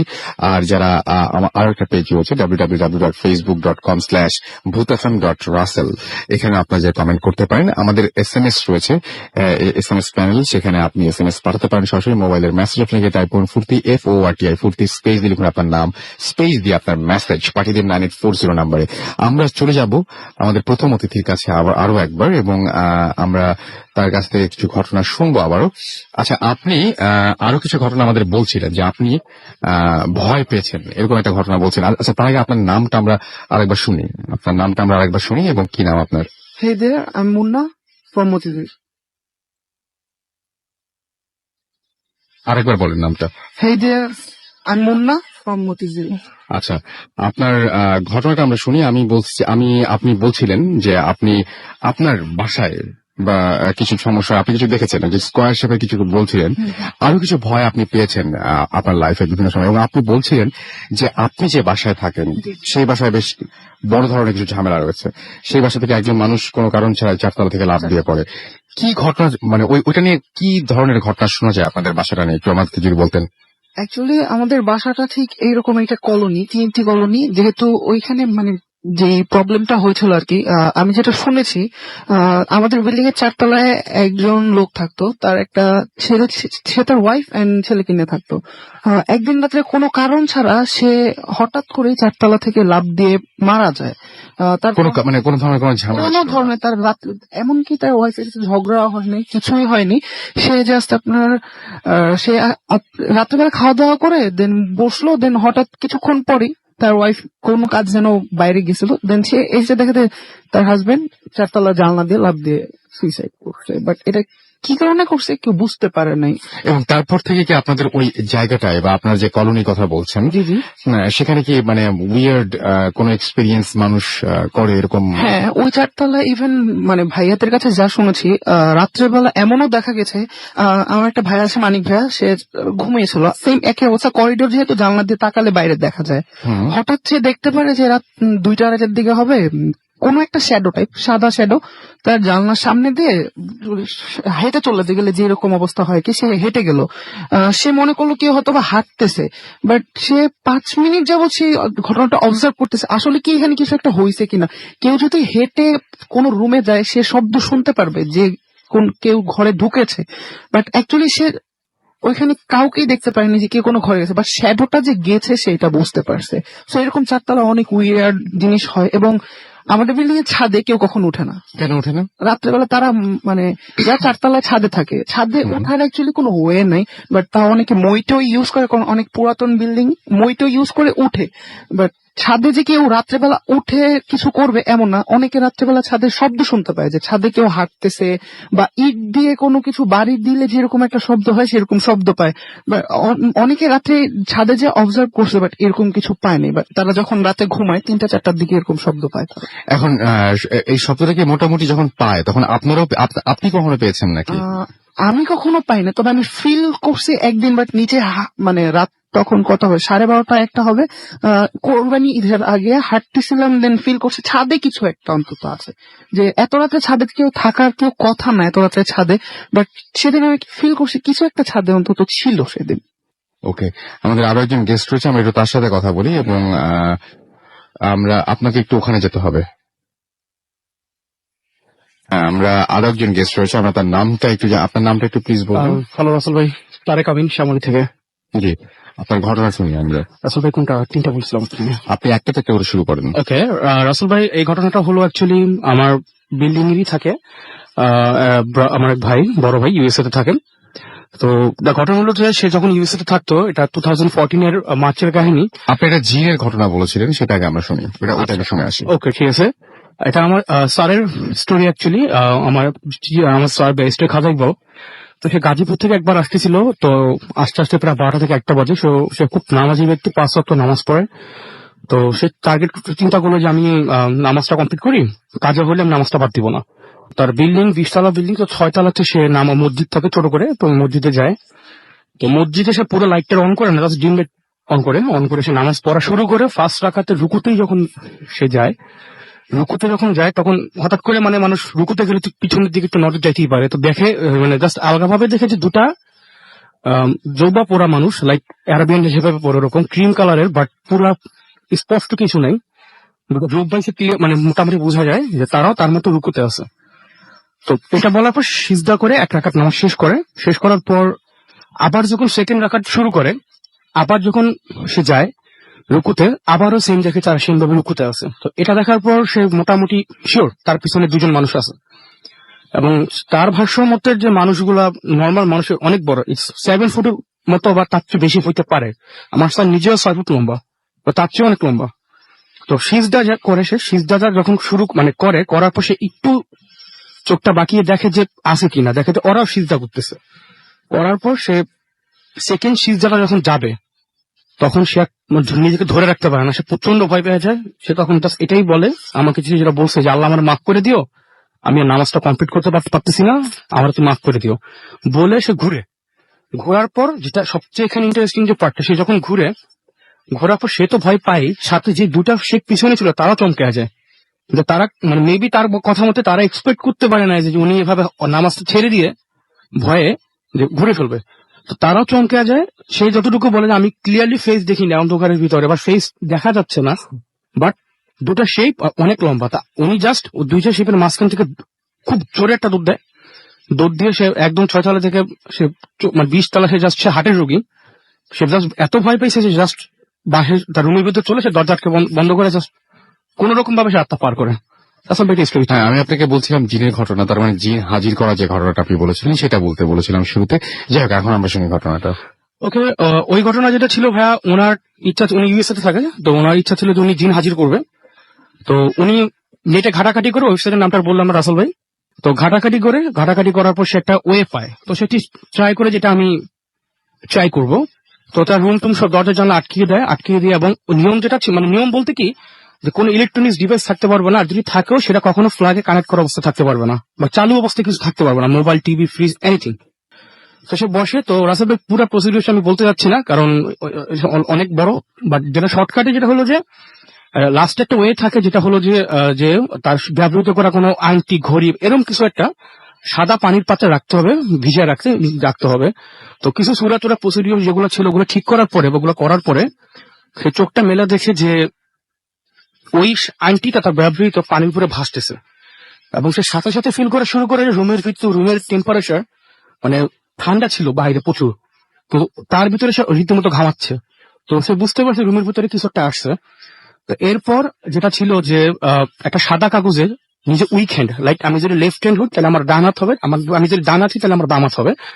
সাদা কাগজে সে লিখে নিজের একটা সিক্রেট কোশ্চেন লিখতে হবে, এমন কোন কোশ্চেন নিজের সম্পর্কে যেটা শুধুমাত্র সে জানে আর উপরওয়ালা জানে, থার্ড কেউ জানে না, মা বাবা ভাই বোন হোয়াট এভার কেউ জানতে পারবে না, এমন কোন সিক্রেট তার কোনো লাইফে সে কিছু করছে বা কোনো কিছু হোয়াট এভার, বা কোনো টাকা পয়সা সোনা দানা যদি কিছু চাইতে চায়, এরকম কিছু শুধু নিজের সম্পর্কে হয়ে যাবে, অন্য কারোর সম্পর্কে হওয়া যাবে না। তো ওই কোশ্চেনটা সে লিখার পর তারপর যেটা হয় যে সে চোখ বন্ধ করে, যেটা নিয়মটা থাকে যে চোখ বন্ধ করে উইকেন্ড দিয়া ওই সাদা কাগজটার ভিতরে রাউন্ড করে জাস্ট পেন্সিলটা ঘুরাবে। ততক্ষণ ঘুরাইতে হবে যতক্ষণ না পর্যন্ত পেন্সিলটা সে পড়ে না যায় খাতা থেকে। যখন পড়ে যায় পেন্সিলটা সে চোখ খুলে আপনি দেখে একটা সিক্রেট কোশ্চেনের অ্যান্সারটা ওখানে লিখা। এবং এটা দেখে সে মোটামুটি সে খুব সাহসী, খুব যে ভয় পায় তা বলবো না, বা সে খুব সারপ্রাইজ হয়ে যায় যে সে কল্পনা করতে পারে না যে আসলে এরকম কোনো কিছু হবে। এবং এটার আরো নিয়ম হলো যে এই কোশ্চেনটা কখনো সে কাউকে শেয়ার করতে তো পারবেই না, এবং এক সপ্তাহ রোজা এবং কোনো প্রকার মুখে দুর্গন্ধ আসে এরকম কোনো খাবার লাইক পেঁয়াজ, মরিচ, সিগারেট, স্মোক এরকম কিচ্ছু করা যাবে না। আসলে এটাই ছিল story। ওকে, তার মানে আপনি মোটামুটি উনি শিওর হয়ে গেছিলেন যে ওই ঘরের মধ্যে আসলে কেউ এসেছিল। কেউ এসেছিল, কারণ ওই কোশ্চেন শুধুমাত্র সে কোশ্চেনটা তো আমাকে বলে না, বলছে এই কোশ্চেন শুধুমাত্র আমি আর আমার উপর আলা জানে, আর কেউ জানে না এই সিক্রেটটা, শুধুমাত্র আমার নিজের সম্পর্কে। মানুষের সিক্রেট থাকে লাইফে এরকম অনেক সিক্রেট থাকে যেটা সে কাউকে রিভিল করে না, ইভেন তার ওয়াইফ কেউ বা হাজবেন্ড কেউ বলে না। অনেক সিক্রেট থাকতেই পারে, শুধুমাত্র সেই জানে। লাইক রাসেল ভাই ধরেন কথার কথা আমি একটা মানিব্যাগ থেকে 100 টাকা নিয়ে চলে গেলাম, কেউ দেখে নাই, ঠিক আছে, এরকম ব্যাপারটা, ঠিক আছে। হয়তো এটা আমি কাউকে বলিও না আজ পর্যন্ত, সিম্পল অনেক ব্যাপার হতে পারে, বাট হয়তো সে কাউকে বলেই না এরকম কোন কোশ্চেন। সে টোটালি মানে সারপ্রাইজ হয়ে যায় যে মানে সে কল্পনা, সে জাস্ট প্রথমে এটা ফান করে সে খুব সাহসী, বাট সে খুব ফান করে করছে, বাট পরবর্তীতে সে আসলেই বুঝছে যে না হয়। আপনার থার্ড স্টোরিটা কি ছিল জানো? ছোট্ট, সব তো সব গল্প রাসেল ভাই। আর থার্ড স্টোরি যেটা ছিল, আমার এই সেম খাতা সরি ওই গাজীপুর ওনার ফার্ম হাউস থেকে আসতেছে, তো আসার পথে সে মোটামুটি উত্তরা রোডে ঢুকে নেয় ওই সাইডটাতে, পূর্বাইল ওই এলাকাটায় ছিল তো। পুবাইল, হ্যাঁ পুবাইল। রাতের বেলা তো আসতেছে ওখান থেকে রাসেল ভাই, তো সে গাড়ি চালাচ্ছে ফাঁকা রাস্তা অ্যাজ ইউজুয়াল, ওই সময় 120-100 নর্মাল। আনএক্সপেক্টেডলি সে একটা জিনিস খেয়াল করলো যে চালাতে চালাতে দেখে একে তো হাইওয়ে, রং সাইড থেকে একটা বাস আসতেছে, এবং সে টোটালি টাসি খায় যে রং সাইড থেকে কেন, এত বড় হাইওয়ে। বাসটা এত কুইকলি আসে, সেই সময় রীতিমতো ঘাবে আসে, গাড়িটা মানে ব্রেক করে বাদিকে ঘুরে দেয়। তো বাদিকে যেটা দেয় যে গাড়ি অর্ধেক থাকে রাস্তাতে, আর অর্ধেক চলে যায় মাটিতে। আর বা পাশে ধান ক্ষেত সামখানি যেগুলো হাইওয়েতে থাকে, তো গাড়ি তো ডিপার অন করা ছিল, সে গাড়িটা ব্রেক পুরোপুরি গাড়ি থামে না, গাড়ির সাথে 30 থেকে 40 কিলোমিটার স্পিডে সে মানে অ্যাক্সিডেন্টটা করে না, সে বেঁচে যায়। বাট দ্য থিং ইজ, সে যখন দেখে যে গাড়িটা পাস করে ফেলছে, সামনে দেখে একটা মানুষ, এমন না তো কোনো ভয়ের কিছু দেখছে, বাট একটা মানুষ বৃদ্ধ, সে গাড়িটা তার উপর থেকে উঠে দেয়, মানে তার উপর কন্ট্রোল করতে পারে না, সে আসলে কন্ট্রোল করতে পারে না। তো ঘটনাটা ভৌতিক এর জন্য রাসেল ভাই, সে উঠে যখন দেশে চিন্তা করছে সে কাউকে চাপা দিছে, অবাক করে বসে সে কনফার্ম তার উপর থেকে গাড়ি তুলছে। গাড়িটা যখন সে ব্রেক করে, থামায় না অ্যাকচুয়ালি, জাস্ট ব্রেক করে, আরো ব্রেক করে 10 স্পিডে নিয়ে আসে, রিভার মিরর তো দেখে যে ওই মানুষ এটা যাচ্ছে। স্যার রীতিমতো মানে কি বলা যায় যে অ্যাক্সিডেন্টের চেয়ে মনে এটাতে সে বেশি ভয় পাইছে, যে কি ব্যাপার, আমি তো ওনার উপর গাড়ি তুললাম, উনি পাস করলো কিভাবে আমার গাড়ির ভিতর থেকে, মানে কিভাবে পসিবল। তো এতটাই ভয় পাইছে যে পরে সবচেয়ে বড় কথা কি, সবসময় দেখা যায় আসলে এগুলো ভ্যানিশ হয়ে যায়, ওটা কিন্তু ভ্যানিশ হয় না, ওটা যাচ্ছে। তো সে আর পরে পিছনে তাকায় না, সে চিন্তা করছে আমার বাসায় যেতে হবে এনিহাউ, আমি ভয় পাইলে হবে না। আর সে নামাজি পরেজগার ব্যক্তি, তারপরে গাড়িটাও সে ড্রাইভ করে বাসা পর্যন্ত চলে যায়, সামহাউ সে সার্ভাইভ করে, অ্যাক্সিডেন্টটা সার্ভাইভ করে, এটাও সার্ভাইভ করে। বাট তার কথা হলো যে আমি তার উপর থেকে ক্লিয়ার, আমি তো চালাইছি গাড়ি, আমি তো জানি তার উপর থেকে আমি গাড়িটা চালাইছি, বাট সে কিভাবে পাস করলো আমি কিছু জানি না। রাইট, আপনাকে অনেক ধন্যবাদ ঘটনাগুলোর জন্য। আমি যেটা বলছিলাম যে এই যে একটা ঘটনা, ছোট্ট একটা ঘটনা, যে গাড়ির সামনে দিয়ে অনেকে অনেক কিছু দেখেন, অনেকে, আমি একটু আগে বলছিলাম যে আমরা কক্সবাজারে যাচ্ছি এবং সেখানেও এই রাস্তায় এরকম ঘটনা ঘটে যে হ্যাঁ, গাড়িটা কোনো কিছুর ওপরে রান ওভার করার পরে দেখা যায় যে সেই জিনিসটার আর কোনো হদিস পাওয়া যায় না। এখন ব্যাপারটা হচ্ছে যে সত্যি কথা বলতে কি, যে এতগুলো জায়গায় যদি একই ঘটনা ঘটে, তখন আপনি সেই ঘটনাকে কি বলবেন? তারপরে যদি আপনি সেটাকে অবিশ্বাস করতে চান, ইটস আপ টু ইউ। আপনি ততদিন পর্যন্ত আসলে আপনার বিশ্বাস করতে যে কোনো ঘটনা খুবই কষ্টের, যতদিন পর্যন্ত আপনি নিজে এক্সপেরিয়েন্স না করবেন। কিন্তু আজকে রাতের বেলাতে যদি আপনার এরকম কোনো ধরনের কোনো এক্সপেরিয়েন্স হয়ে যায়, যদি আজকে রাতের বেলাতে আপনি দেখেন যে সমস্ত ঘটনা আমরা আজকেও শুনলাম, সেগুলো যদি একটু বলি, আজকে রাতের বেলাতে যদি আপনি হঠাৎ করে দেখেন যে হ্যাঁ, আপনার চোখের সামনে দিয়ে কিছু একটা জাস্ট সরে গেল, তখন আপনি কিন্তু বিশ্বাস করতে বাধ্য হবে যে হ্যাঁ, পৃথিবীতে এরকম প্যারানর্মাল জিনিসপত্র আছে। আপনার যদি আজকে বাথরুমে আয়নায় যদি আপনার ছবি ছাড়া, আপনার ছায়া ছাড়া আরো কোনো ছায়া বা আরো কোনো ছবি যদি আপনি দেখে ফেলেন, তবে ডেফিনেটলি আপনার মনে হবে যে হ্যাঁ, পৃথিবীতে কিছু এরকম প্যারানর্মাল ঘটনা ঘটেই থাকে। আপনার হঠাৎ করেই যদি মানে এরকম ধরনের কোনো একটা এক্সপিরিয়েন্স হয় যে আপনার খাটের নিচে কিছু একটা রয়েছে বা আপনার ছাদে কোনো একটা শব্দ পাচ্ছেন আপনি, তাহলে আপনি ধরেই নেবেন যে হ্যাঁ, পৃথিবীতে আসলেই প্যারানর্মাল কিছু একটা আছে। প্রথমে হয়তো আপনার এরপরেও আপনি যদি খুবই সাহসী হন বা আপনি যদি খুবই এরকম মনে হয় যে না, এরকম কোনো ঘটনা না, মানে আপনি যদি খুবই বিপক্ষে হন, তাহলে আপনার প্রথম দিকে হয়তো কিছু সন্দেহ হবে এবং আপনি হয়তো খোঁজ খবরও নিতে পারেন যে আপনার এটা কোনো হ্যালুসিনেশন কিনা বা অন্য কোনো কিছু কিনা। কিন্তু একটা পর্যায়ে যে যদি আপনি দেখেন যে না, আপনি সেই সময় একদম পুরোপুরি সজাগ ছিলেন, তারপরে কোনো একটা ঘটনা ঘটেছে, তখন আপনাকে কিন্তু বিশ্বাস করতে বাধ্য হতে হবে। মুশকিলটা হয় তখন আপনি যে ঘটনাটা বলবেন সবাইকে আপনার ঘটনাটা, সেটা যদি কেউ বিশ্বাস না করে। তো আমাদের মাঝে মাঝে এরকম পরিস্থিতিতে পড়তে হয়। যাই হোক, বেল্লাল খান আমাদের ফেসবুকে লিখেছেন নাইস ভূত এফএম। আমাদেরকে এছাড়া দেখতে পাচ্ছি যে এমডি ফিরোজ ইসলাম আমাদেরকে লিখেছেন এবং ভূত এফএম এবং আমাদেরকে তিনি যে পরে যেটা লিখেছেন সেটা আমি আসলে এখানে পড়তে চাচ্ছি না। আমাদেরকে রকস্টার রাকিব এসএমএস করেছেন এবং তিনি বলছেন, হাই ভাই, আমি রাকিব সাউথ আফ্রিকা থেকে তোমাদের শো শুনছি। Thanks for being with us, এবং আশা করছি যে আপনি আমাদের সাথে এনজয় করছেন এবং তিনিও আশা করছেন যে তার এসএমএসটা পড়া হবে। আমি পড়ে ফেললাম। আসিফ সোহান আমাদের এসএমএস করেছেন এবং সুমন ভাইয়ের জন্য দোয়া করেছেন, তিনি সবার কাছে দোয়া চেয়েছেন। আমাদেরকে এমডি ফিরোজ ফেসবুকে লিখেছেন এবং লিখেছেন যে দূর থেকে এটা আমি বুঝি নাই অবশ্য।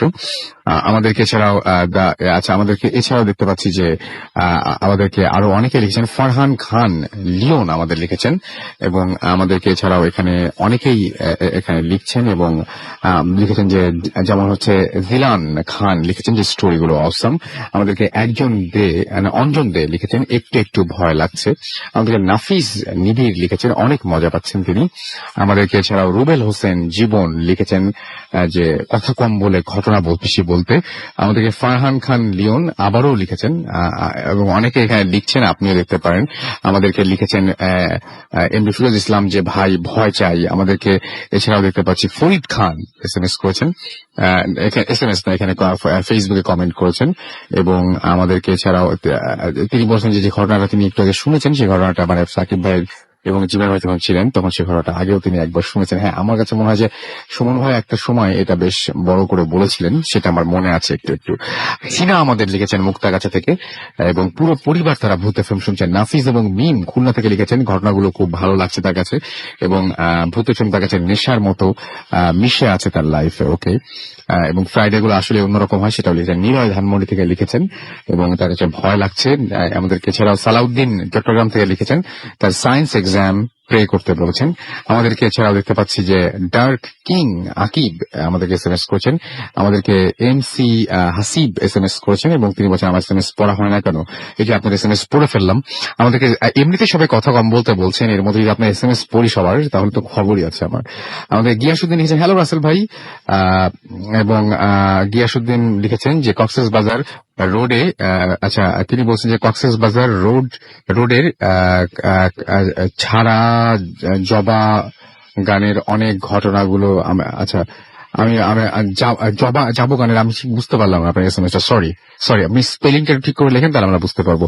আমাদেরকে এছাড়াও লিখেছেন দেখতে পাচ্ছি টিজে শিখ নোবেল পুরান ঢাকা থেকে এবং অনেকদিন পর তিনি জয়েন করেছেন ভূত এফএম এ এবং তার এসএমএস পড়তে বলেছেন। আমি পড়ে ফেললাম আপনার এসএমএস।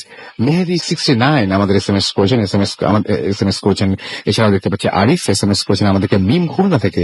আমাদেরকে সামিহা এসএমএস করেছেন, দোয়া চেয়েছেন জিএসসি পরীক্ষার জন্য। ডক্টর কাজী শিশির খিলক্ষেত থেকে আমাদের এসএমএস করেছেন। আমাদেরকে এসএমএস করেছেন রাহাত আল মিম বনশ্রী থেকে এবং লাস্ট 2 উইক তিনি বলেছেন যে 2 উইক নিয়ে যে স্টোরিগুলো শোনানো হয়েছিল সেরকম স্টোরি আরো শোনানো গেলে ভালো হতো। ওকে, আমাদেরকে আরো অনেকে এসএমএস করছেন। আপনি যদি এসএমএস করতে চান তাহলে মোবাইলের মেসেজ অপশনে গিয়ে টাইপ করুন ফুর্তি FORTI ফুর্তি স্পেস দিয়ে লিখুন আপনার নাম, স্পেস দিয়ে আপনার মেসেজ পাঠিয়ে দিন 9840 নাম্বারে। যদি আমাদের ইমেল করতে চান তাহলে আমাদের ইমেল অ্যাড্রেস হচ্ছে bhootfm@radiofurti.fm which is BHWTFM@RADIOFORTI.FM। আমাদের ফেসবুক ফ্যান পেজের অ্যাড্রেস হচ্ছে www.facebook.com/radio.furti www.facebook.com/bhootfm.russell। তো আমরা একটা ছোট্ট বিরতিতে যাব। অনেকক্ষণ ধরে কিন্তু বলেছি আমরা মোটামুটি 45 মিনিটের মতো ব্রেক নিয়ে নিই। একটা ব্রেক নিব এবং ব্রেকের পর আবারও ফিরে আসছি এবং একটা ছোট্ট একটা অডিও ক্লিপ থাকবে বোধহয় না, এবার আমাদের একটা অডিও ক্লিপও আছে যেটা মাসুম আপনাদের জন্য রেডি করে রেখেছে একদম, সো সেটাও শুনতে পাবেন। স্টে টিউনড রেডিও ফুর্তি এন্ড ডোন্ট স্টপ দ্য ফুর্তি। Fam, the night comes alive.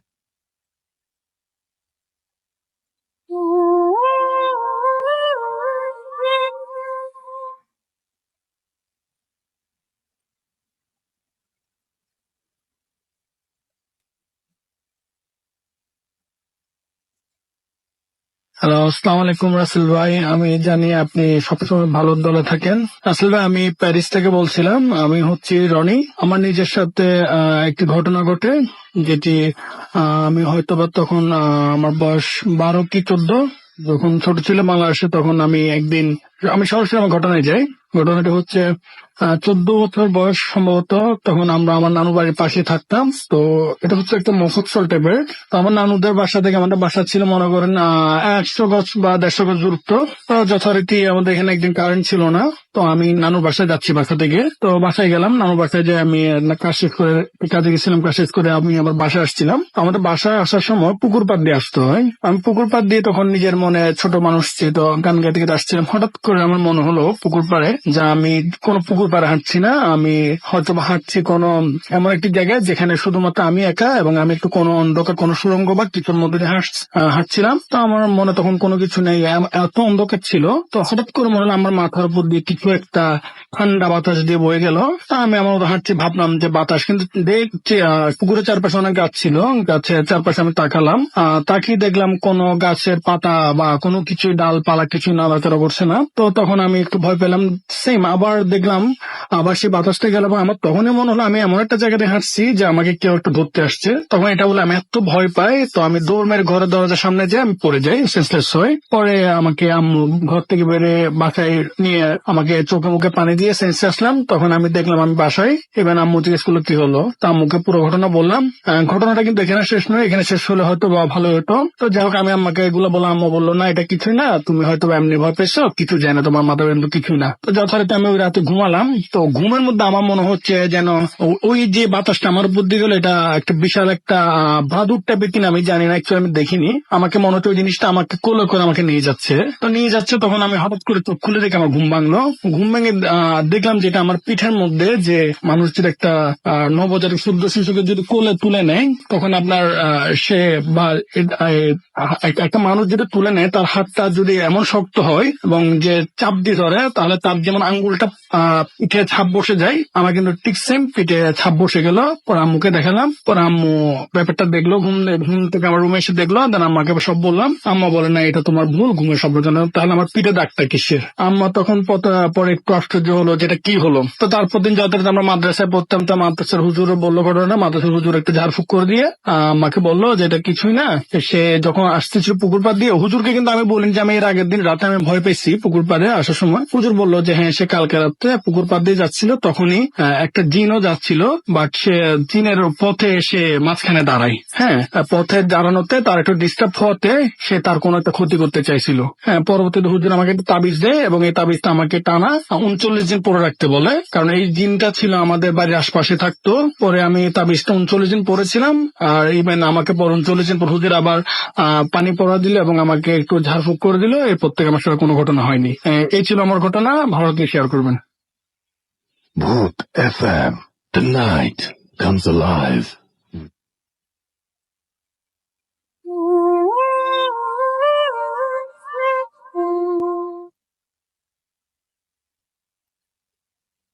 Yes, the night comes alive with গ্রামীণ ফোন। শুনছেন সবসময় রেডিও ফুর্তি, আর চলছে ভূত এফএম।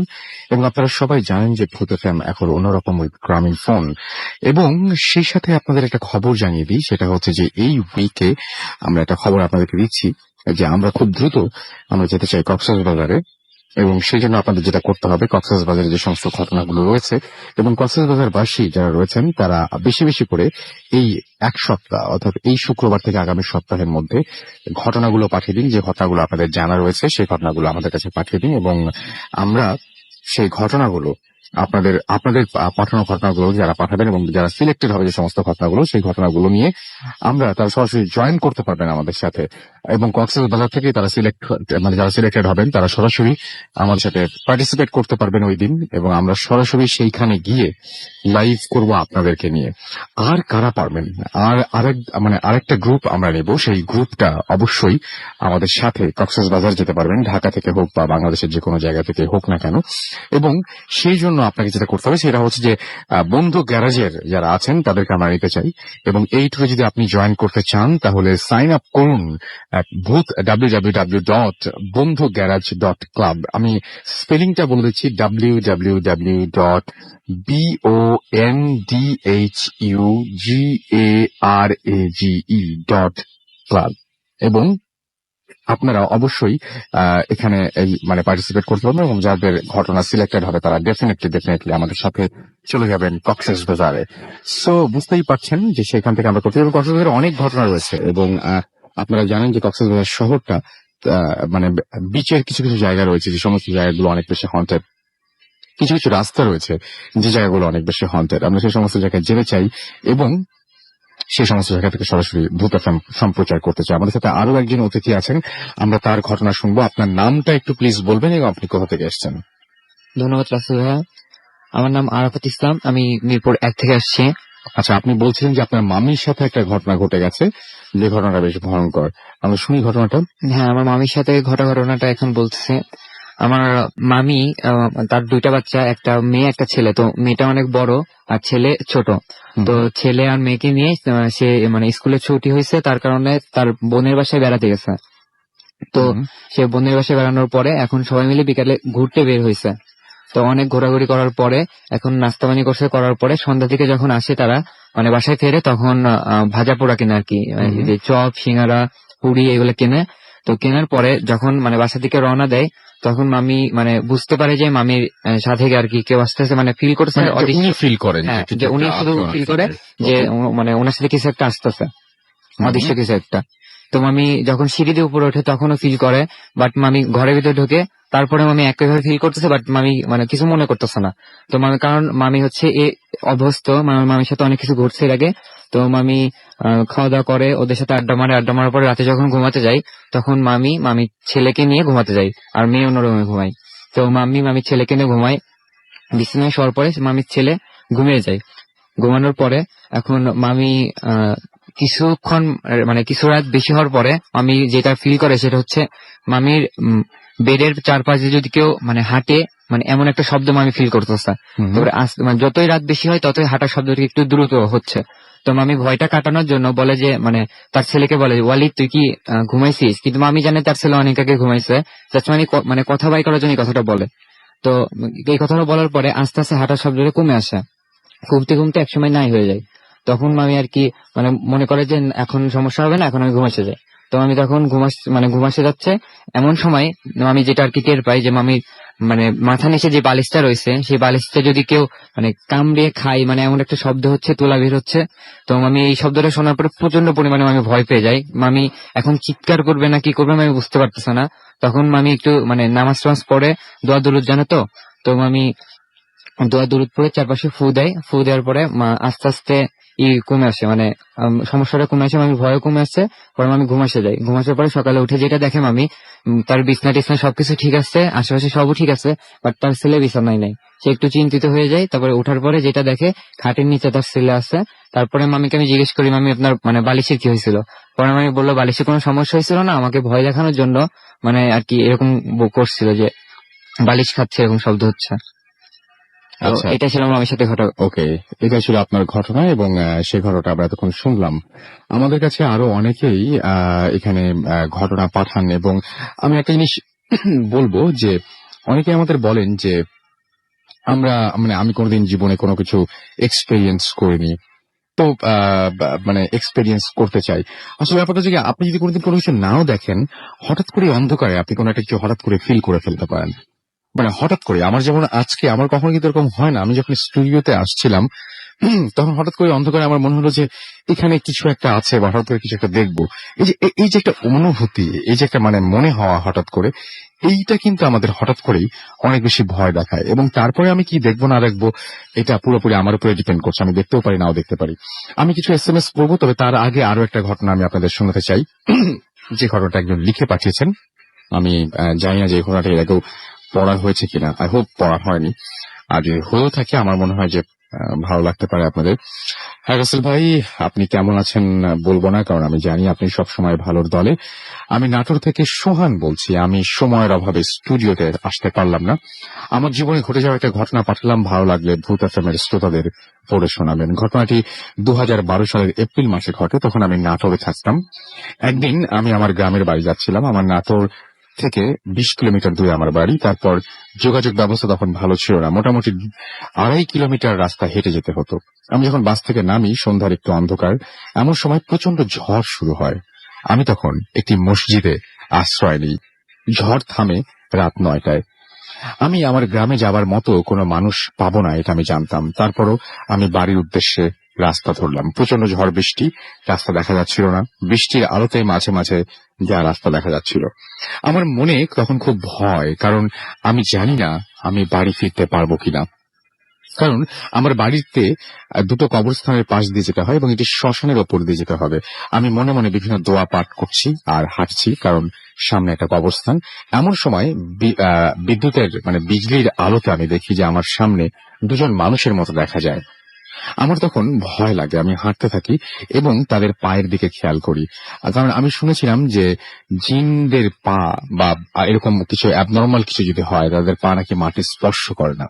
আমি কাছে গিয়ে দেখি একটি লোক তার ছোট এক ছেলেকে নিয়ে টয়লেটের একটি স্ল্যাব এবং একটি পাট, অর্থাৎ পাট শব্দ যেটা দিয়ে গ্রামে টয়লেট তৈরি করা হয়, বাঁশ দিয়ে কাঁধে করে নিয়ে যাচ্ছে।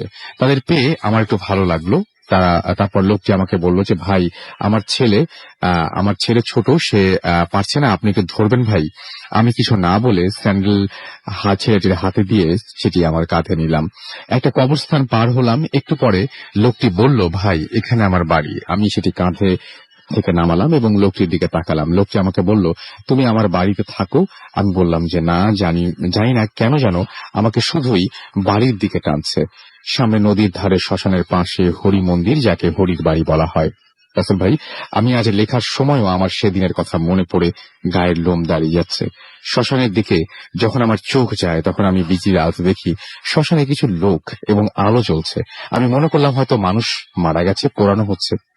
আমার কাছে তখন মোবাইল ছিল না যে আমি কারো কাছে কল করব। আমার মন তখন সামনে যাওয়ার সাহস পাচ্ছে না। আমি কি করব, যেতেও পারছি না, পেছনেও আসতে পারছি না।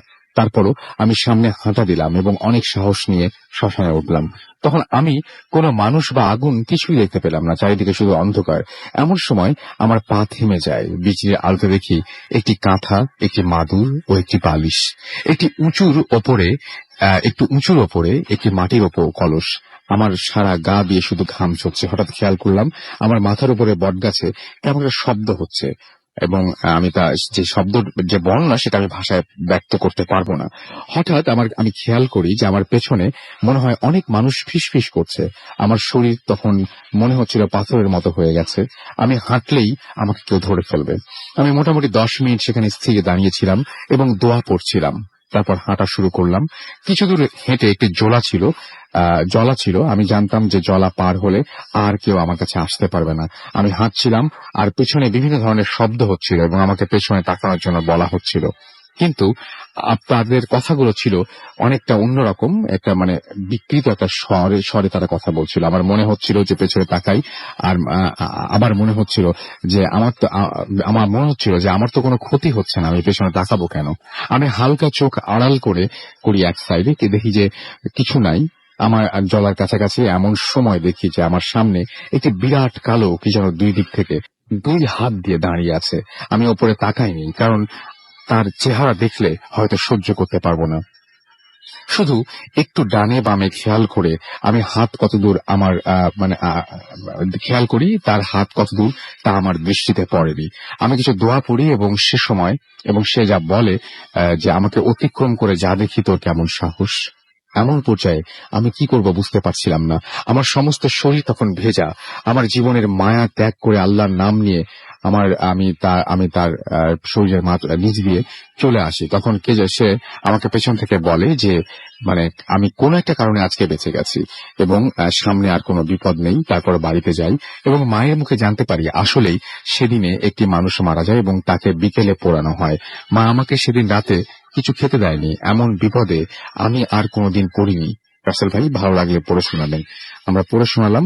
মোটামুটি এই ঘটনাগুলোই আমাদের কাছে এসেছিল এবং যে ঘটনাগুলো আমাদের কাছে এসেছিল সেটা আমরা একে একে পড়ে শোনালাম। আমরা ছোট্ট একটা বিরতি যাবো এবং বিরতির পরে আবারও ফিরে আসবো কিছু ইনফরমেশন নিয়ে। সুতরাং আমাদের সাথে থাকুন এবং SMS করতে হলে মোবাইলের মেসেজ আপনাকে টাইপ করুন ফুর্তি, FORTI ফুর্তি, স্পেস দিয়ে লিখুন আপনার নাম, স্পেস দিয়ে আপনার মেসেজ পাঠিয়ে 9840 নাম্বার। যারা আমাদের ইমেল করতে চান, আমাদের ইমেল অ্যাড্রেস হচ্ছে bhutfm@radiofurti.fm, which is BHTTFM@radioforti.fm। আমরা ছোট বিরতির পরে আবারও ফিরে আসছি। স্টে টিউনড রেডিও ফুর্তি, and don't stop the ফুর্তি। ভূত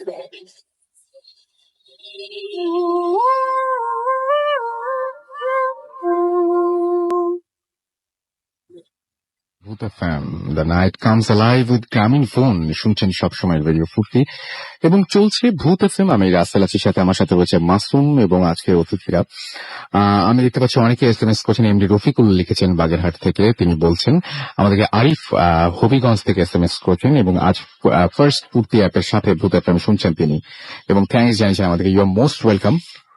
কোথা থেকে লিখেছেন এটা অবশ্য বলেছে কি বাগেরহাট। আমাদেরকে এছাড়াও তানজিব তারিক লিখেছেন কুষ্টিয়া থেকে এবং 2010 থেকে তিনি ভূত এফএম শুনছেন এবং তার কাছে তিনি বলছেন যে তিনি তবে কোনো ফ্রিকোয়েন্সি প্রবলেম হয়নি। বাহ, চমৎকার। রিয়াদ আমাদের লিখেছেন, নিম এবং আমাদেরকে টুকটুকি লিখেছেন, তারা খুলনা থেকে আমাদের সাথে রয়েছেন। নিজান সিলেট থেকে আমাদের এসএমএস করেছেন এবং সিলেটের তিনি বলছেন যে জয়নাথপুরে লাইভ করতে পারেন। আপনি তাহলে ঘটনা পাঠিয়ে দিন, ওখানে কি ঘটনা আছে এবং কেন আমরা এখানে করতে পারি সেটা যদি আমাদের জানাতে পারেন এবং আমরা যদি সেটা জানতে পারি তাহলে ডেফিনেটলি আমরা সিলেটেও যাবো। আমরা বাংলাদেশে কোথাও যেতে আমাদের আপত্তি নেই, কিন্তু জানতে হবে যে আপনার এলাকাতে আসলে এরকম কোনো ঘটনা আছে কিনা। রাহাত এবং নিম বনশ্রী থেকে লিখেছেন ভূত এফএম এর টাইম বাড়ানো যায় কিনা। আপনাদের ঘটনা যদি আরো বেশি বেশি পাই, আরো ভালো ভালো ঘটনা যদি পাই, ডেফিনেটলি আমরা বাড়াবো। আমাদেরকে পল্লবী লিখেছেন ময়মনসিং থেকে, ভালো লাগছে তার কাছে। যে আপু আমাদের নরসিংহ থেকে এসএমএস করেছেন, আজকে ভূত এফএম শুনে তিনি ভয় পাচ্ছেন। আমাদেরকে লিখেছেন মোস্তাক সিরাজগঞ্জ থেকে এবং ছোট্ট বেবি মাহিসা, আমার ওয়াইফ তাবাসসুম আর আমি একসাথে ভূত এফএম শুনছি। রহিমা আমাদের এসএমএস করেছেন এবং রহিমা আক্তার লিজা কামরাঙ্গী চর থেকে লিখেছেন তিনি ভূত এফএম এর নিউ ফ্রেন্ড। ওয়েলকাম টু ভূত এফএম। আশা করছি এখন থেকে রেগুলার আপনাকে পেয়ে যাবো। রুমায়া লিখেছেন মিরপুর 10 থেকে, কক্সবাজারের ঘটনা শুনলে তো আর কোনোদিন কক্সবাজারে গিয়ে মজা পাবো না, আরো মজা পাবেন। একদম ন্যাচারাল বিউটি তো থাকবেই, তখন স্পাইন চিলিং কিছু হরর এক্সপিরিয়েন্স আপনি সেখানে পাবেন। একসাথে দুটো এক্সপিরিয়েন্স যে আপনি বেশি বেশি করে কক্সবাজার যাবেন। আমাদেরকে শিফা লিখেছেন যে আমি আর আমার বোন একসাথে ভূত এফএম শুনছি, অনেক ভয় লাগছে। আমাদেরকে এছাড়াও লিখেছেন দেখতে পাচ্ছি মিন্টু এবং তিনি বলেছেন যে আচ্ছা, তার এসএমএসটা পড়তে পারলাম, চলে গেল। হিমেল ভুঁইয়া আমাদের এসএমএস করেছেন চিটাগং থেকে এবং 26 অক্টোবর হরর ফিল্ম কোন চ্যানেলে দিবে প্লিজ জানাবেন। এটা ফুর্তির কিন্তু একটা ফুর্তি চ্যানেল রয়েছে, সেই ইউটিউব চ্যানেল যেটা, সেখানে আপনি যেতে পারেন এবং সেখানে গিয়ে সরাসরি আপনি সেই ঘটনা বা সেই স্টোরি ফিল্মগুলো দেখতে পারেন। ডক্টর সারোয়ার মিরপুর থেকে আমাদের লিখেছেন আজকের ভূত এফএম তার কাছে ভালো লাগেনি এবং তার কাছে ভালো লাগে